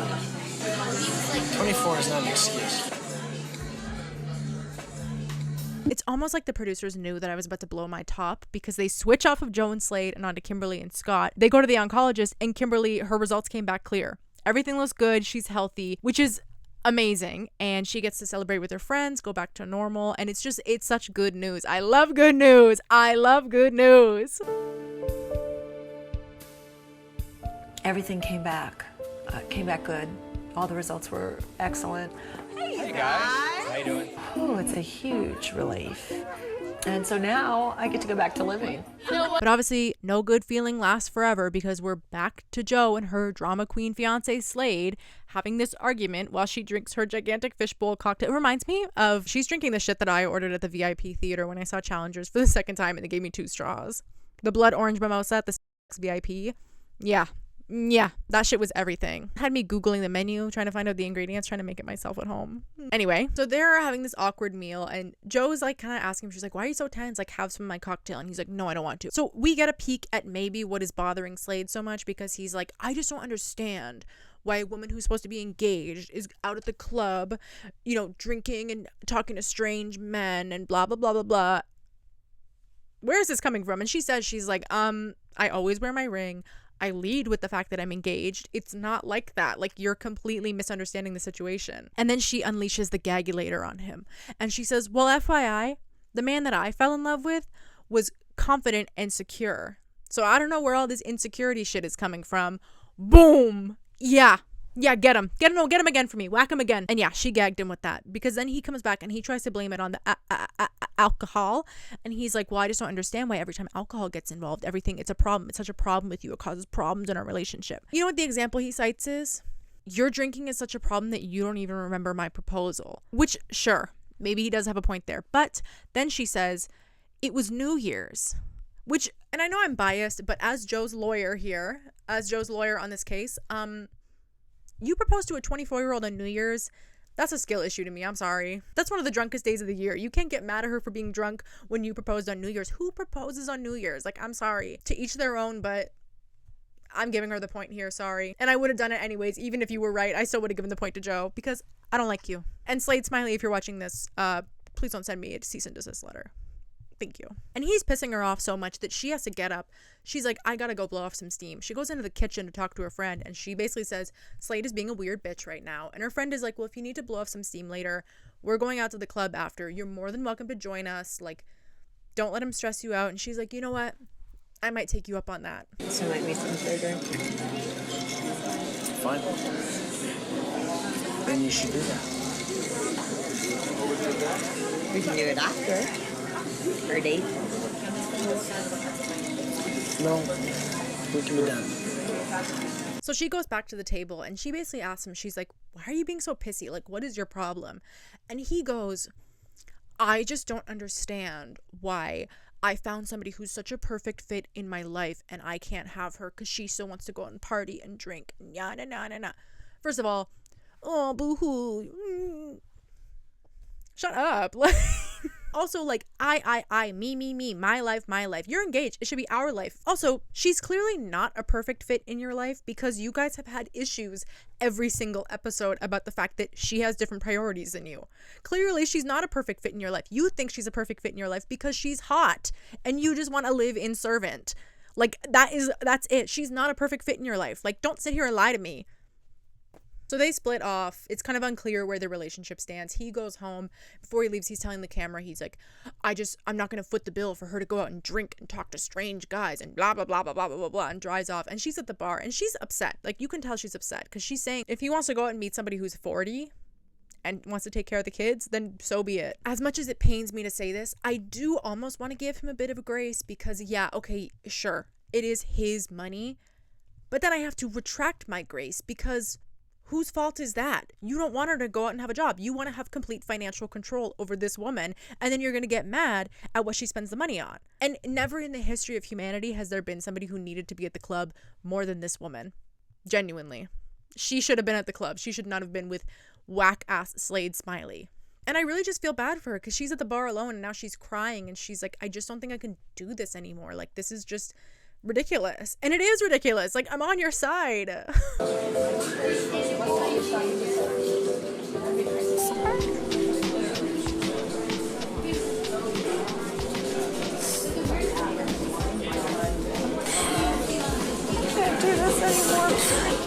So then it flashes to the next day, and she's driving her car, which, by the way, has a custom plate on it that says J Smiley, just like Slade's has a plate that says S Smiley.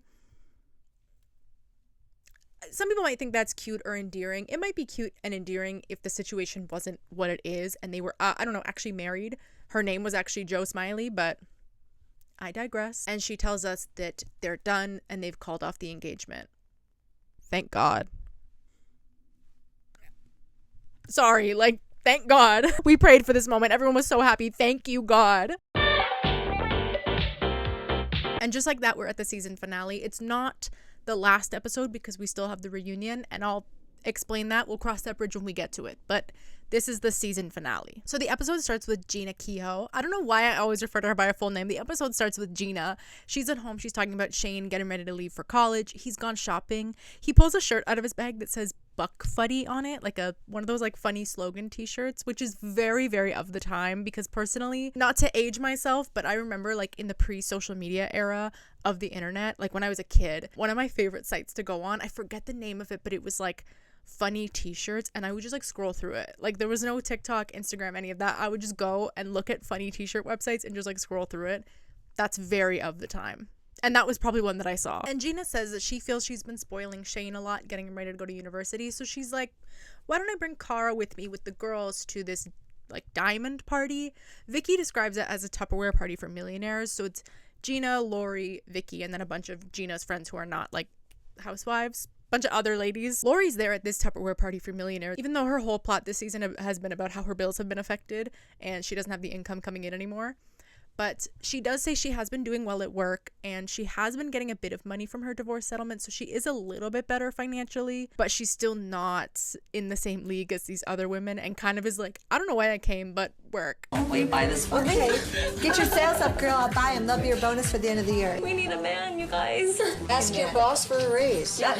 You don't need no stinking men. We just do it ourselves, girl. We don't need no stinking Yeah, but I always feel that jewelry is attached to men. Why is that? They give it to you. You know what? Attach it to me and call it good. Buy it. Now, I love tacky things. Anybody who knows me knows I love things that are very tacky. I'm not a big jewelry person, but some of this stuff is a little much. Let's just say that. And not even that it's just a bit much. It's also, Vicki's trying on a necklace. It's $40,000. But, honey, if I had the money. Lauri's trying on a necklace that's like $20,000, which... this is 2005, mind you. So now that's probably like literally 1.2 million. And in Canadian dollars, honey, that's $5 million. That's beautiful. I don't think we should think about it. I think it makes your bust look really big. I'll have 3 then. Even though I'm making a little more money, I'm still the sole support, and it's really hard to put me first. This is the way I think. I think, what do my kids need? She looks amazing. If I've said it once, I've said it a million times, but that's beside the point. And Lauri's feeling somewhat conflicted because she's like, I really want this and I don't treat myself ever, which you did just go to the Playboy party and get your hair and makeup professionally done, so. And I do imagine it's hard. You're around all these women who are not even thinking twice about dropping like $2,000, $3,000, $4,000, and for you to kind of be like waffling over spending $1,000, which is a lot of money, but in this scenario there is a lot of competition to kind of keep up with the Joneses. So I understand where she's coming from, even though, like, yes, I do think she should put her kids first. I do think she deserves a treat. I think everyone deserves a treat. I very much am the friend who's like, girl, buy it, girl, buy it, go buy it, don't think twice, buy it. So I love to sell things to people. So if anybody wants to sponsor me, my email's in the description. Thank you. I love to encourage people to buy things. Thank you. That aside, we do kind of see where Lauri's priorities lie, which is like men, jewelry, etc., etc. I just hope when she bought that necklace, I hope her kids have food on the table. That's all I'll say. So Joe and Kimberly go to play tennis, and they see the women who are already playing, and they're like, they're a little too good. This is not the tea for me right now. And Joe obviously has a lot on her mind because her and Slade just broke up. I'm trying to be like, but yay. So she tells Kimberly, Kimberly's the only person she's told, and Kimberly has like the most Xanda'd reaction. She's like, no, really? But also the reaction of like, I know that face all too well. Like when someone gives you tea and you're like, that's crazy. There's kind of been a lot going on with me. Me and Slade kind of... No. Are you okay with this? Yeah. I mean, it's kind of hard. Kind of? Well, it's really hard. I'm just trying to play strong girl, you know? Oh, I am so sorry. And so while Joe is telling Kimberly about her thoughts on the breakup and all of that, it keeps cutting to shots of Slade at the gym, just looking like absolutely terrifying. Literally the Terrifier. And obviously their thoughts on the breakup are not the same. And Joe is very rationally explaining to Kimberly, like, Hillary Rodham Clinton, what happened. She's saying, like, you know, he wanted me to be the mother of his children when we're not even married yet, and wanted me to do all this stuff, and like, I'm still young, I still have so much I want to do, I want to work, I want to do this. And Slade's understanding is like, you know, she's saying that like she's not going to change until we get married, but that's like if I said, you know, we're not married, I'm going to go sleep with a bunch of women. Which I wouldn't really say is the same because she's not sleeping with anybody else. She literally just is like, yeah, I don't really want to be a stay-at-home mom for these kids that aren't mine when I'm not even married to you. I don't want to be under your complete and utter control by having you pay for everything. I want to work. I want to have my own life. And he's like, that's like if she said, I'm going to sleep with a bunch of other guys. Like, no, it's not. Literally, no, it's not. But let's move on. Have you thought about going to counseling together? Couples therapy? Yeah, like couples therapy. Isn't that bad to have to go to therapy before you get married, though? No, sometimes people need the tools. It depends. Like, how are you feeling right now? Are you relieved, or are you upset, or are you? Of course I'm upset. It's just hard. So then we see Vicki lecturing her son, and like, Vicki is someone who obviously is very uptight and is very type A and wants things done a certain way, but Michael also is very bratty and irresponsible, and she is on his ass for a very valid reason. She's like, you need to call the dean and like prepare to go back to school, not just sit around and play online poker and use my American Express card to buy concert tickets for your friends. And his logic, according to Vicki, is basically like, well, just earn more money, like just go back to work and earn more money, which is like crazy. And he obviously, as the kid, is like painting it as like, oh my god, my mom is insane, like she's gonna have a heart attack because she's always so stressed about something. It's like, yeah, she's stressed about you because you stress her out, not too much on her. I'm going to the racetracks tomorrow. You're not going to the racetrack tomorrow until you... Michael, you have to get your classes registered. Okay, I can call her in the morning and then I'm going to the racetracks after. You're going nowhere unless the stuff is done, just FYI. And the American Express card is going to be left back here. Michael has taken advantage of my American Express card. And what about the concert last night? You took all these kids to the concert, and guess who got charged? So we see Lauri hanging out with her situationship, aka her friend, as the editors called it, Steve, who he says he's like, you know, my feelings for Lauri are really deep-hearted. And she's like, yeah, I wouldn't really call him my boyfriend. Like, he's just like my male friend that I bring around my kids. But Lauri's been volunteering for a charity that helps kids with cancer. So she's like, this is such a great opportunity for Steve's band to play and we can raise money for the charity. Well, guess what, Mimi? Nobody shows up. It's kind of sad. Like, okay, this is a really good cause, but nobody shows up because the event started too early, and she kind of just waits around. She's like, they missed a really great band. Great might be an overstatement. As long as the charity got its money, then I'm happy. So then we see my good friend Slade, Smiley, going for beer and cigars with his friend to commiserate about his breakup with Joe. Here goes Slade. He's like, you know, everything was so perfect. Everything we had was perfect, except for this one small aspect. And like the small aspect in question being like, yeah, it wasn't perfect. She didn't fit into your life. You wanted her to fit into your life, and she wasn't ready for that. And his friend literally goes like, that's a pretty big aspect. And his friend is kind of like, yeah, man, like that really sucks, but like maybe you need the time apart to just have some space and see if this is the right decision. You'll be fine. Like, you're a grown man. You'll be okay. And Slade is like, maybe. I don't know. Bitch. I don't want anybody else. And to have everything in our life be so perfect, and it really is, except for that one small aspect. What's a big aspect? And back at the house, Slade has like essentially just thrown all of her shit in boxes, and she's trying to like gather it all up to leave, to go and find somewhere to stay.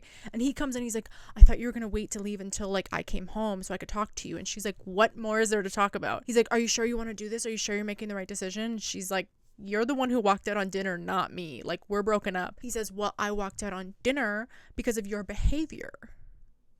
And then she says, well, if you don't like my behavior, then why don't you go find someone whose behavior you do like? Gag. And then he does something that is like, I would say, one of the least normal responses to that. He goes and starts taking the plate off her car. And I get like, okay, he bought the car.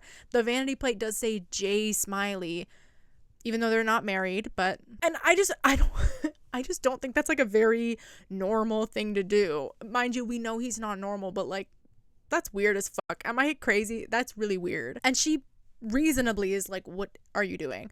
He says, well, we have to talk about this at some point. And she's like, I'm not doing this with you right now, and gets in the car and drives off because, yeah, what you're doing is, say it with me, weird bitch behavior. Ladies and gentlemen and them, they, them, if you ever wanted a reason to not get involved with a rich man and have him provide everything for you, this season of Real Housewives should tell you everything you need to know, because you're going to take my car. You kick me out of the house. I have nowhere to live. I have no car. You're going to take the fucking plates off my car? So she gets in the car and she drives off naturally because what are you doing?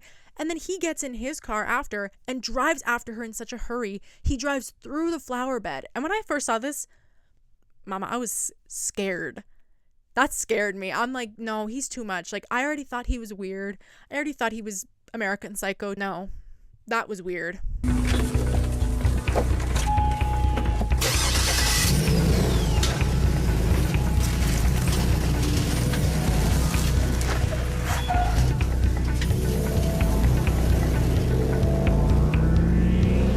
And so we cut to commercial after he drives through the flower beds, and he's sitting at home walking around like he has a poopy diaper, if I'm being honest. And he's leaving her voicemail after voicemail after voicemail being like, please call me back. I'm sorry. I just want to talk to you. I just want to talk to you.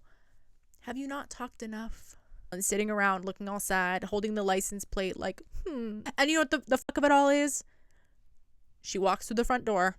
She starts bawling her eyes out, and she's just like, I'm really sorry. Like, why does this have to be so hard? I feel like I tried to be everything you wanted, and I'm just not, like, I'm not doing a good job. And they have a heart-to-heart, which, yay. I'm happy for Joe. If she likes it, I love it. They seem to have reconciled. They go upstairs together, and he is being sweet. He's like, the kid's like, you are doing a good job and all this, which is like the first time I've seen him do anything I could give him credit for the entire season. So sure. What the hell? Sure. I tried to be a good mom and I tried to be a good housewife, and I wasn't good. I wasn't very good. First of all, you're a great mommy. Otherwise, the kids wouldn't call you their OC mommy. They love you. And I love you. So back at Lauri's house, Ashley's moved out. She said they were having issues. And as Ashley said before, she's like, yeah, I don't care if my mom dates. I just don't want her to date jerks. So Lauri's ranting to Josh about how she doesn't want Ashley getting involved in her personal life. And Josh clocks and goes, well, it's not just your personal life. We're a family. Like, your decisions affect all of us. And Lauri says, she's like, I love Steve, just not like the marrying kind of love, but like I really love having him in my life. And she says that when she first met him, he had just got out of rehab. Like, he's had a history with drug use, which I'm like, okay, hold the phone. Obviously, with all due respect to people who are in recovery, I just maybe don't think that's the best person to have around your kid who's also dealing with something similar and was just in juvie. That's just me. I don't know, maybe I'm crazy for thinking that, but I just, maybe her kids kind of have tea that, like, he's not the best person to have around. But I think, and this is something that we'll get to in season 2, Mama, is Lauri, I think, prioritizes having a man around and doesn't care who it is, just wants a man around, which, like, you're a little too grown for that. Let's just say that. My kids are not going to tell me who I can and cannot date. She forgot one thing. What's that? Her dog. Carrying on, we have Kimberly is hosting a joint birthday party for her and Joe, and Jeana and Vicki are already at the party, and they're talking about like the difference between sending their kids to college. Gina's like, oh, I cheered, like it's so nice, like knowing he's like going off and doing his own thing, and Vicki's like, oh, I cried the whole way home. I couldn't even see when I was driving. I was crying so hard. Damn. No, Michael sees my number and he just I would have no more answered my phone to my parents every day when I was in college. Really? Well, he No. knows what happens if you go. Twice a week. If you do that to me for 2 days, on the third day when you go to use your cell phone, sucker doesn't work. And they're also talking a bit more about like just having girl talking about their husbands. And Jeana makes a comment about how she's like, how Matt bought her a present and like, I think it was a vacuum or something, and she wasn't super happy with it. So he just never bought her a gift again. Which I just think speaks volumes about their relationship, but trust me, we will get to that in season 2. Just put a pin in that for next time we sit down together, okay? Just keep that in mind. Lauri arrives a little late. They ask if she's on blonde time, which I kind of love. And she pulls Vicki aside and she's like, hey, do you remember I told you about Steve and how like he'd had a drug problem and I cut him out of my life and I told him that if he went through a rehab facility, he could come back. Well, he did that. And then I just went on a trip with him and with Josh to Mexico. and Josh witnessed him buying drugs. And Lauri says at first she didn't want to believe Josh, and Josh was like, I will take a polygraph test. I swear to God, that's what I saw. And then Steve confirmed the story, and Lauri obviously kicked him out because Lauri says what I already said, which is like, having someone like that around my son who was just in juvenile hall, I just can't do that. I gotta put me and my kids first. So she kicked him to the curb, and Vicky's like, you don't need him. Sayonara. You do not want to keep getting sucked into this dysfunctional life. Goodbye. Goodbye, Steve. Which also, like, okay, if that's not your man, why are you on a trip to Mexico with him and your son? But to each their own. And Lauri even says, she's like, I don't know what it is, but I somehow keep ending up with these men who need saving, men who need fixing. And like, I don't want to do that anymore. And just the way that Vicky's talking to Lauri, I know having a drunk heart-to-heart with Vicky would heal me, would actually fix me. I need it more than anything. I need it, I think, more than I need air or water or basic human necessities. It would be like water, air, drunk heart-to-heart with Vicky. I mean, I can't afford to have that. Well, you're going to keep going back to a dysfunctional life. You have to set your parameters high. And I want the best for you, Lauri. I swear to God. And I'm telling you from the bottom of my heart, you need to push the ick away. So they rejoin the group, and Kimberly's like, they're like, oh, where's Joe? Is Joe coming? And she's like, yeah, Joe actually asked if she could bring a date because... And she pulls out the tea she's been waiting to spill, and she's like, her and Slade actually broke up. And funnily enough, right after Lauri's like, I don't want to date any more losers, she's like, is Slade coming? Girl, no. And Lauri does not seem shocked at all. She seems actually elated. And she goes over to Vicky and Dawn, and she's like, Joe and Slade broke up? I'm shocked. And Vicky, without even missing a beat, goes, I'm not. Called it. Queen. Honestly, that would be my reaction. Like, girl, I am not shocked. Wow, I'm shocked. I still can't believe that.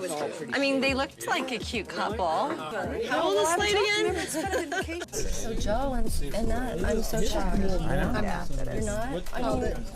I mean, that was so quick, though. I mean, called it. And one thing I love about Real Housewives that I've been ruminating on, and we will, I'm sure, touch on many more times, is the dramatic irony of the show and how like delicious it is. Because even though Kimberly's telling the group, yeah, Joe and Slade broke up, that's crazy, and they're all talking about it, we as the audience know, no, they actually just got back together. In the time between your conversation with her and this party, mama, they had a heart-to-heart in the living room on the stairs, and they are back together. And then lo and behold, who walk in hand, Joe and Slade, bringing to the stage.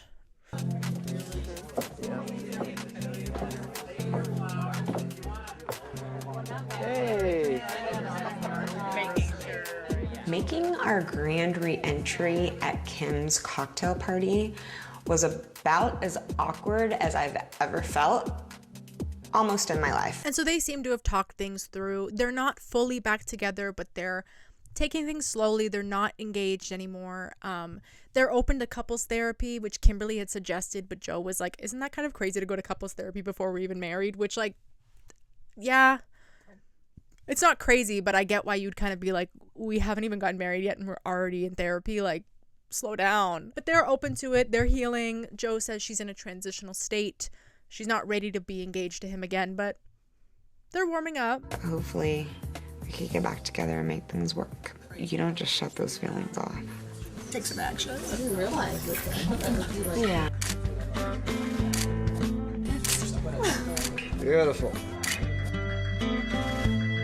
And then we get the little kind of wrap up they do at the end of every Housewives season where they tell you, like, this is where they are now. Here's a little update. So 2 months later, Lauri is still selling insurance. She's up 30% in the last year, so she's doing well for herself. Ashley's also doing well. She's living with a friend. She's working as a waitress. And Joshua, unfortunately, violated his probation, so he's living with his grandparents in Idaho.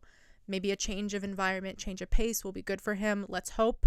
And all they say about Kimberly and her family is the Bryants are happy and healthy. Yay!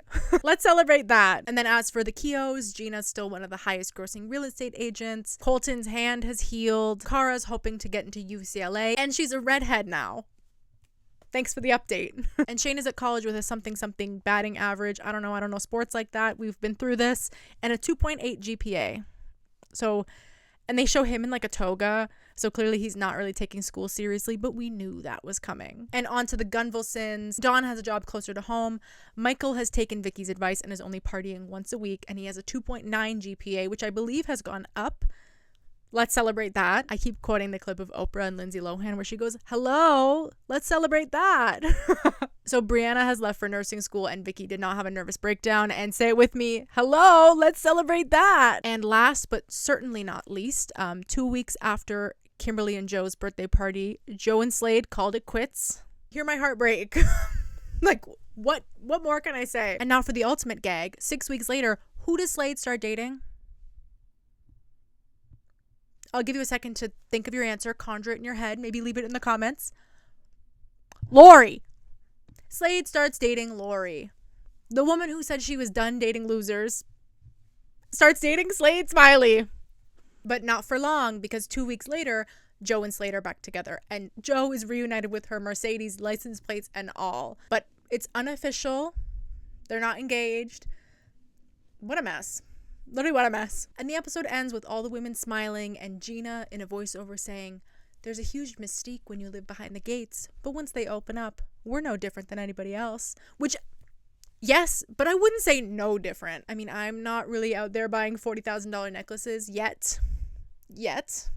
One day, speak that into existence, but I wouldn't say no different. And there we have it. Before we get into the reunion, that was season 1. I will say I would rate this season, like, adjusted for inflation, 2 out of 5 oranges would be my rating of this season. And I'm going to be honest, I said this right at the beginning. It's not the most interesting season of Housewives. But that's, again, knowing what I know now, which is probably why it took me so long to make this damn video, because it was like, there's so much I want to say about the entire Housewives cinematic universe that I don't want to get ahead of myself. It was cute. It was interesting to an extent. It was a very, very good starting point, and clearly it was enough to grab people's attention and kickstart a literal empire. So I have to give it its 10s where 10s are due. I'm very excited to have finished my recap of this season so I can get on to the next seasons, because that's been my main motivation to finish this damn video, is so that I can get on to the more interesting and exciting seasons of Real Housewives. Not that this one wasn't interesting or exciting, but if you know, you know. Okay? There's some literal legends to come who are joining this cast that I'm very, very excited to discuss and talk about and unpack with all of you. So yeah, I'm very, very excited to be walking the flower path with you all. But with all that being said, let's get into this reunion. So we finally made it to the reunion, and much like many other aspects of this season, it is a far cry from the reunions of today for a number of reasons. Number 1, there's no Andy Cohen. Crazy to think about. Number 2, the reunions of today are very much chaos, drama, confusion, fighting, mayhem. So we don't really get much of that here. They just kind of more reflect on their experience being on the show, which is still really valuable and kind of interesting. You can just call me Garbage Candy Cohen. Stupid. My life has definitely drastically changed, you know. I go out to a club with my girlfriends and girls are coming up to me going, "Oh my God, I love the show." First up, we get Joe, who says her life has drastically changed since being on the show. She says she gets like 10 emails a day of people telling her to leave Slade. And if I wasn't a literal child who was too wrapped up in their emo phase when this was airing, I would have been one of those emails too, okay? Actually, I'm one of those emails now.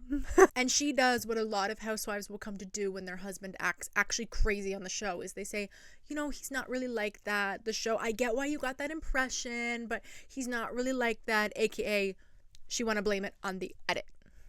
Okay? It's like, you're the one who's dating him, so I have no choice but to take your word for that, but also they can't edit it to look a certain way if they don't have footage that makes it look a certain way. So that's just my take. She also makes a comment where she's like, everybody, like, I'm not the gold digger that you might think I am, which is like, I never took it as her being a gold digger, because I feel like if she was a gold digger, she wouldn't be pushing to have a job all the time. She would just be perfectly happy sitting at home and spending Slade's money, but she didn't really want that. So I don't call her a gold digger. I'll defend her on that front. To this day, gold digging is a hot button topic on The Real Housewives. It is something that's going to come up a lot, and naturally is a trope of many housewives that will be on the show, including one who we're going to meet in, I don't know, 10 minutes, aka like 3 seasons. Did you know you have 30 minutes?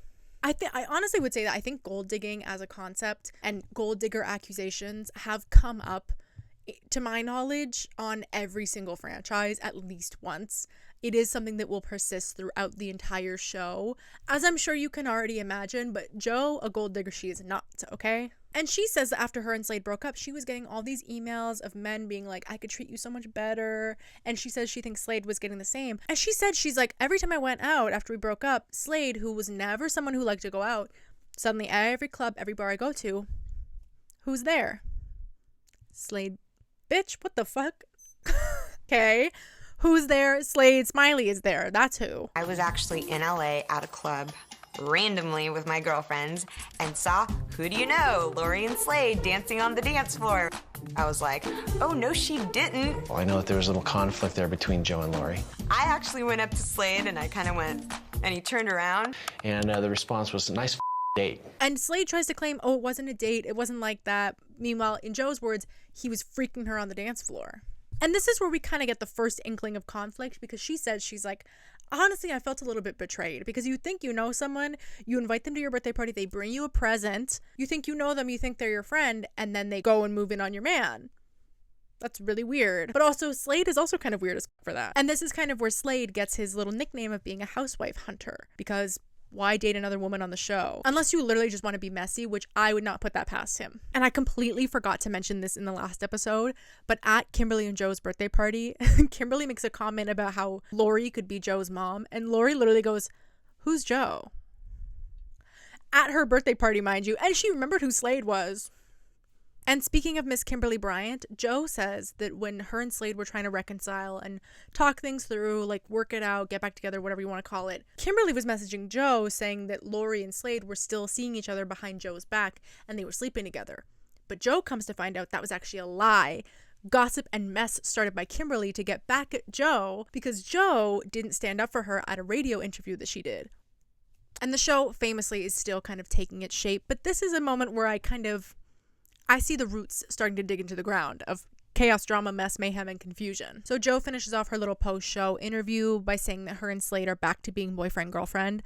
They're not engaged, no ring on her finger or anything, but they're working things out, taking things slow, trying to find balance. If you can't see behind my eyes, I don't want to see Slade anymore. I want her to be with someone who she deserves to be with and who deserves to be with her. Not that. I just think she deserves so much better than Slade Smiley. Like, I don't want her to be back with him. But also he's messy, so I'll take it. Fine. What the hell? Sure. So then we see Jeana, and I feel really bad for her because she talks about how like hard it was to watch herself on camera and how she thought she looked fat. And it just makes me sad, like, because Jeana's like, oh, I hadn't been on camera in a while, and like the camera really does add 10 pounds, and she thought she looked fat and she thought she looked bad, and like, I just don't like seeing people talk about themselves like that. Like, no, you look good. You have 3 kids. But I get it. It is really difficult to look at yourself on camera. So I can't even imagine on a much larger scale. So I completely empathize with her because it is really difficult to look at yourself on camera. Like, but I just don't want her to talk about herself like that. Like, come on, girl. Jeana, we love you. Jeana Hart, do it. And she says that she gets a lot of comments from people saying that her kids are spoiled, that she needs to leave her husband, and like, I'm not going to disagree with either of those things. I'm sorry, Jeana. Your kids are spoiled. You need to leave your husband.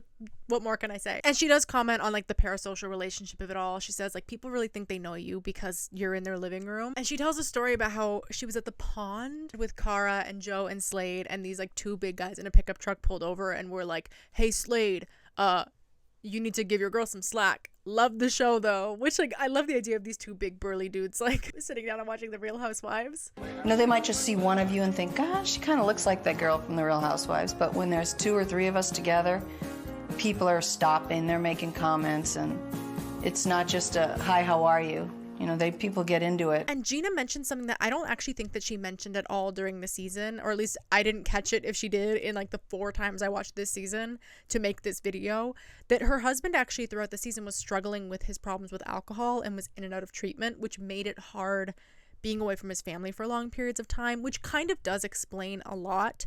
And she says, she's like, you know, my kids don't drink, they're very against it for that reason. But then they play a clip of Shane being absolutely wasted in Mexico, so... And speaking of Shane, Jeana says, and I quote, when you go on the blogs, there's all these gay people who think he's gay. And Jeana says, no, Shane is not gay. He just doesn't go with girls because he knows he's going to be traveling and playing baseball for 5 years. That's why he doesn't have a girlfriend. And I believe her. But I am not surprised at the fact that people were making shrines of him online. That weirdly doesn't surprise me at all. We live in a very bedroom community, so by doing this show, it exposed our lives, and now our neighbors know us without even knowing us. And not to be biased, but then we see my queen, Vicki. Vicki kind of just talks about how, you know, my relationship with my kids is not entirely what the camera showed. They made me look like a control freak. I assure you I'm not. I don't really believe that. Tried to stay off the boards or the blogs. Brianna is on them all the time, and she'll call and she'll say, Mom, people think that you're controlling and that you and I don't have a good relationship. And she says, I want to write back to them and say what a great relationship we have. There was somebody on the blogs that said I look like Miss Piggy. In her defense, Miss Piggy is fabulous, okay? I know that whoever said it probably didn't mean it in a nice way, but come on, guys. Like, don't be mean. Vicki also reveals something that she did not mention on the show, which is that part of her passion for insurance wasn't just because of what happened to her family, but that she had some pretty severe health issues too. And it's crazy the show never touched on this because, like, the condition she's describing actually sounds crazy. She says that she lost all the spinal fluid around her brain, and the brain was coming through the skull and into the ear, which is like, that's crazy. I didn't even know that could happen, if I'm being completely honest. That is insane. She's very strong because holy shit. And she does say that she wishes the show touched a little more on the passion she has for life because of this, and that because she didn't know how much time she had, in the same way that what Kimberly said, which is like having these kinds of health issues really changes your perspective on things, which, like, I've had my own health issues and I completely agree. Like, it really does put things into perspective, and like, I do wish the show had touched a little more on that, but I'm glad that we're seeing it now because it's just like, that's insane, and I never would have expected that she went through something like that. I don't think the show touched on the passion I have for life.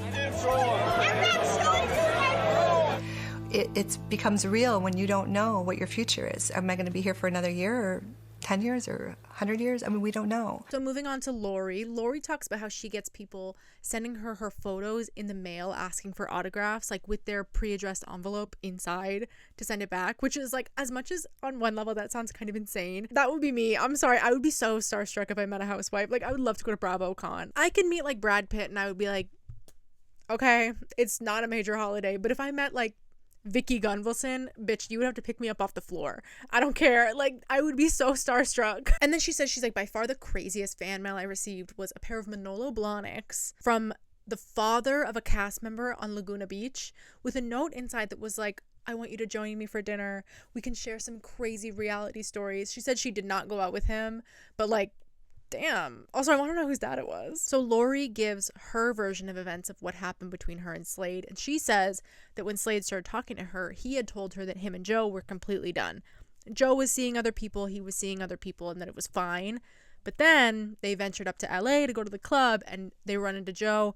Lauri says it was really uncomfortable, really awkward, and that they stopped seeing each other, and that now she's seeing someone new that she's really excited about. And she's like, if there's a season 2, I don't think Bravo could keep up with us. So let's see in season 2. She does make a pretty valid point where she's like, this is a show about our lives. I don't really understand how people could criticize the way I live my life because, like, it's my life.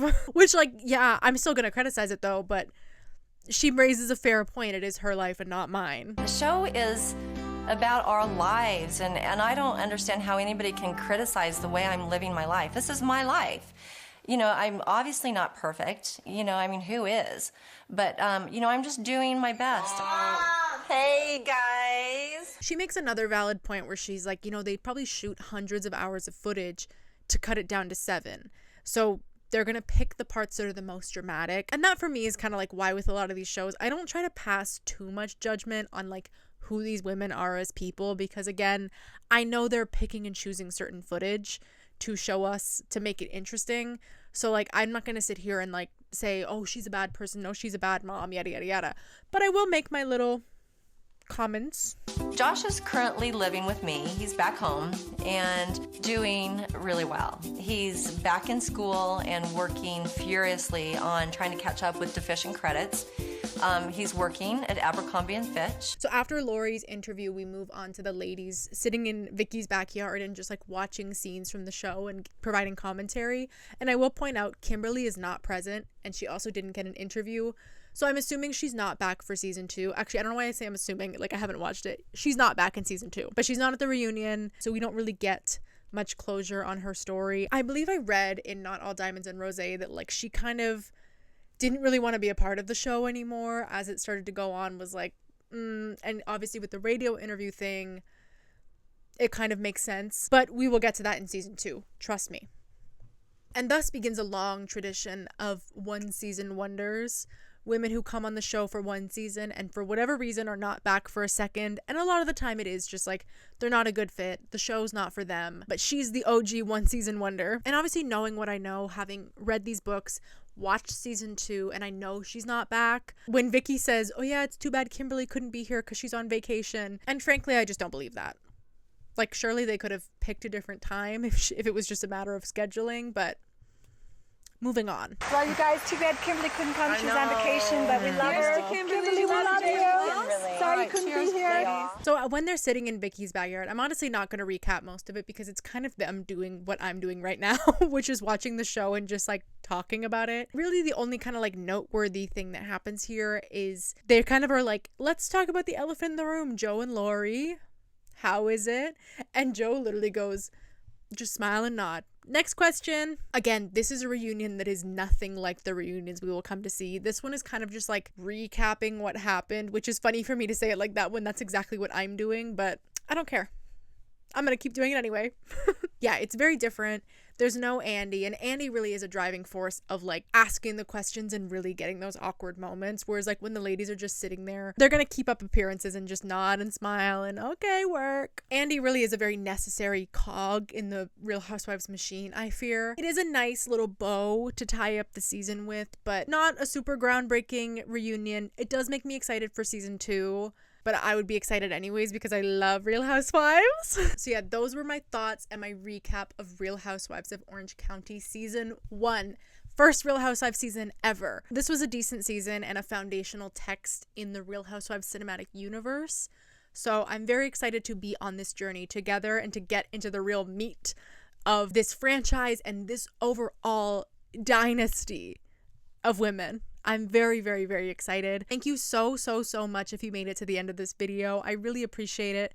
I know it was probably a bit rougher on the edges, but I'm trying something new. I'm getting out of my comfort zone, and I'm just really excited to be here talking about Real Housewives with you all. So leave a comment down below. What are your thoughts on the Real Housewives? If you have any questions, comments, concerns, favorite housewives, favorite franchises, drop it in the comments. Please leave a like and consider subscribing and hit the bell so that you can be here for season 2. And until then, I will see you all. Goodbye.